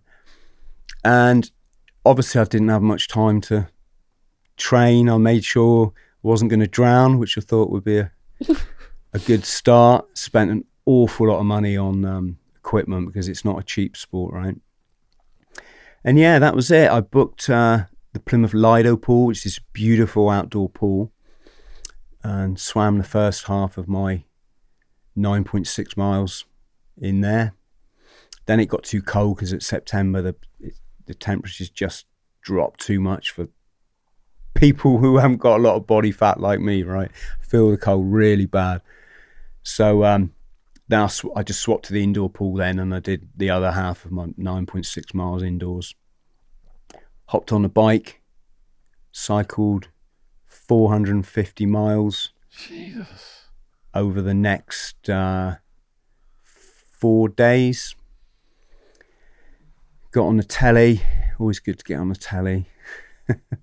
It's for a good cause, Shaun. You know, I was doing it for a charity called Rock to Recovery, which is formed by Jason Fox of the SAS Who Dares Wins program, who's former Royal Marine SBS Special Boat Service.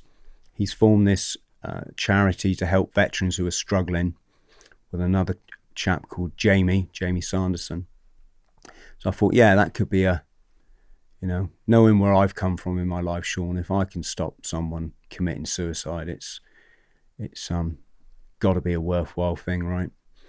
So yeah, then I finished the 450 mile cycle, literally jumped in my car, drove up north to a 100-mile running race that I'd entered, and it was through the where is it, the Robin Hood Street? Sherwood Forest, isn't it? Yeah, it was through the beautiful Sherwood Forest, but it was hot. It was a hot, unlike the swim, which was cold, this was really hot. And I set off, to run 100 miles after swimming 10 miles and cycling 450, and ended up going down so many wrong turns on this run because it's a trail run. They mark the trails with bits of tape and stuff, right? If you miss one of those bits of tape, you just end up going miles in the wrong direction. So in the end, when I crossed the finish line, I run 108 miles. And I don't like bigging these things up, Shaun, because I want everyone to do this stuff. It's not, when I ran a length through the UK, there's nothing stopping anyone doing that, really. You might not want to run an ultra marathon every day, but if you are as big as what you can dream, aren't you? It really is that simple. But that 108 mile run, it damaged me. It put me so much in the pain cave. I was just running through sheer pain for the last quarter of it. And I haven't recovered. When I got out the car at the studio today, I was like, oh my God, all that pain just coming back in my hips. So yeah, but no, good result, mate. It's amazing. As I said, I came last in my first triathlon, and 8 weeks later, I did a quadruple Ironman. or a quadruple Ironman distance triathlon. It wasn't the official Ironman race, obviously.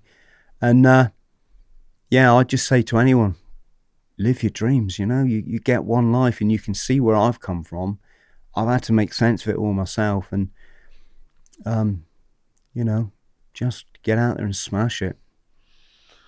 Chris, you're such an easy person to talk to. This has been in the all-time longest podcast we've done. Oh, Shaun, you're brilliant, mate. Appreciate honestly. you being so generous with your time. And I think the people who are out there watching this, your stories are just so engaging. And it's great that you took the time to really let us know where you are at right now in your life, I think, as well. I think that was really important today. And I'm sure people watching this just find you so inspirational and want to support you. So they can support you by clicking down and subscribing to your YouTube channel. It's free to do that. That's not going to cost anybody anything. They can support you by buying your books. Chris doesn't make much off his books. They are available on Amazon. We've got the 2 books. We've got the 40 Nights. Don't make anything off them. And so have you got a Patreon or anything like that people can... Yeah, my YouTube channel, Shaun, I just want to be honest on it. I've learned in life now, there's only 2 things you need. You need honesty and you need love. Yeah. And if you haven't got that, you ain't got nothing. You're never going to find that happiness that I'm really lucky to have found. So in my YouTube channel, some of it's about the military. I tell what we call DITs, which are stories. And anyone who's been in the Marines will tell you there's some unbelievable... there's some very, as mad as Hong Kong was, that there's nothing compared to what happens in the Royal Marines, right? But I tell these stories, but I'm also honest about it, Shaun, I'm explaining to people that,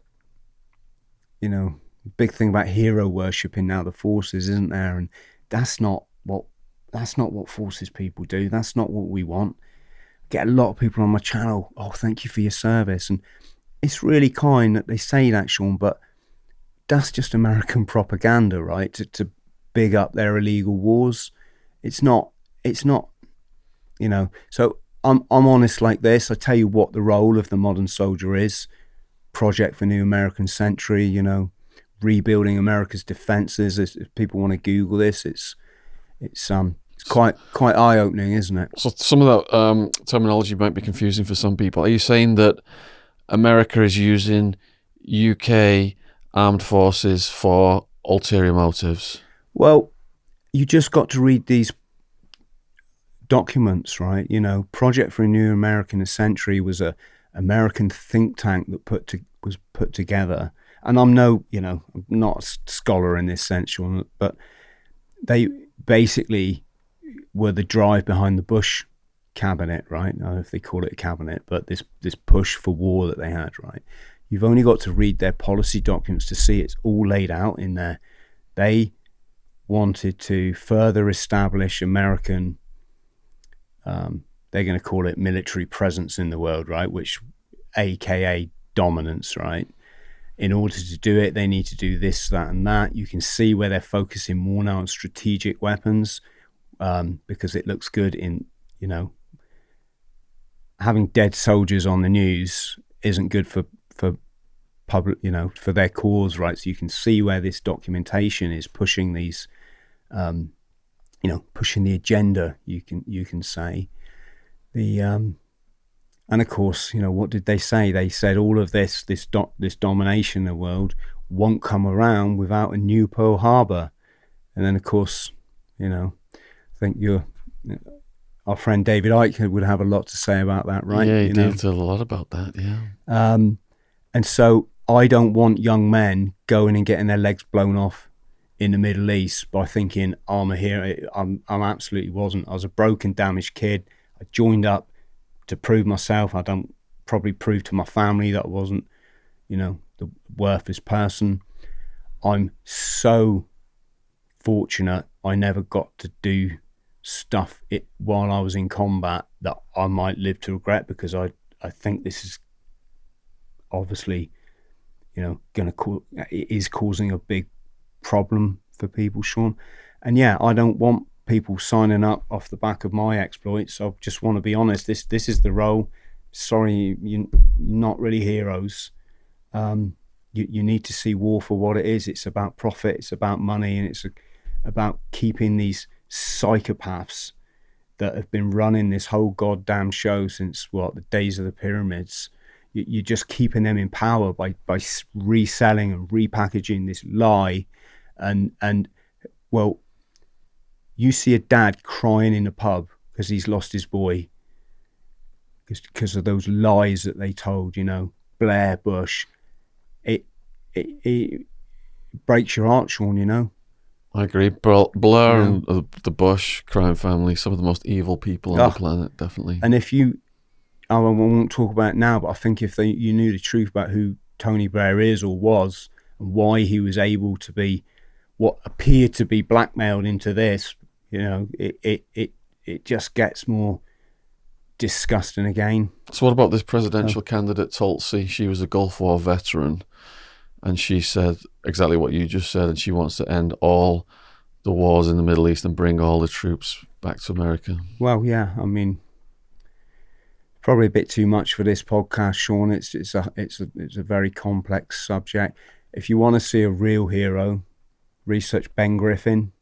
He'll tell you what war is, what it's about. He'll tell you about muskets that were found, I think, at the Battle of Gettysburg, where when they excavated the site, they found muskets with like 6 balls in them, right? And it's because it's not a natural instinct to kill your brothers, right? Go to war, you'd killing other working class kids to make these nutcases even more richer than they already are. And they don't care about you, They do not care about you. Don't kid yourself, all this election nonsense, it's all rigged, right? They found these muskets, and they reckon that these people so much didn't want to kill their brothers from across the border that they were just pretending to load, or load in, pretending to fire, load in again, and then they were copping a big one, and the rifle was getting buried. And of course, years later, it's kind of evidence that they didn't want to kill each other, because human beings don't, right? And Ben Griffin is an amazing man, or former SAS, should I say, that really puts this across well. He talks about the indoctrination that's involved in going into the forces, how they dehumanize you, how they take away these natural feelings of not wanting to. But anyway, sorry for getting a bit heavy. What I wanted to say on my YouTube channel, there's Marines videos. I tell some funny stories, but there's also the truth is there. I try to put a lot of stuff on there to help people who might be struggling in any way in their life. I have my Patreon. Shaun, I say to people, come on board the team, £2 a month. So it's not even like a cup of coffee, right? I'll tell you now, that's the best £2 you'll ever invest in your life. And I don't, the money it's cost me to come here today, what I'm trying to say is I don't make money from, it's not about making money off people. I just want to share my story. I had a phone call with one of my chaps the other night, suicidal, 3 beautiful children, doesn't know where it's going. I can pick up the phone, come on mate, what's going on? Oh, what it is? No mate, don't bullshit me. What? How much coke you on? Oh, a bag, every day. Do you know what I mean? It's like I know people, Shaun. I know people's stories. They don't have to feel like I'm going to judge them, because I love everybody. And I think I always have done. And it's a good little thing we got there on that Patreon. You get to come and meet me. We're going to do an annual talk, drinks afterwards. Get all my books for free in ebook form, which is probably worth the money in itself. You get to ask for a YouTube video, although my backlog is quite my backlog of requests is mounting. And so I just suggest to anyone, invest in yourself, because these psychos they're not going to do it, So all the links to Chris's stuff, and we'll put his Patreon down there as well, and his YouTube channel, and his books, are in the description box below this video. We hope you've enjoyed it. Please let us know. Put your questions and comments down there as well. Huge thank you to all the people who have subscribed to the channel. And if you've not subscribed yet, it is free. And the logo to subscribe is in the bottom right-hand corner of this video. Also, huge thank you to all the people who've donated on Patreon, PayPal, and Just Giving so that we can produce these true crime podcasts at this studio quality level with a professional cameraman and sound engineer. You really are helping us keep this all rolling out. So, thanks again, brother, man. Yeah. Really good. Well done.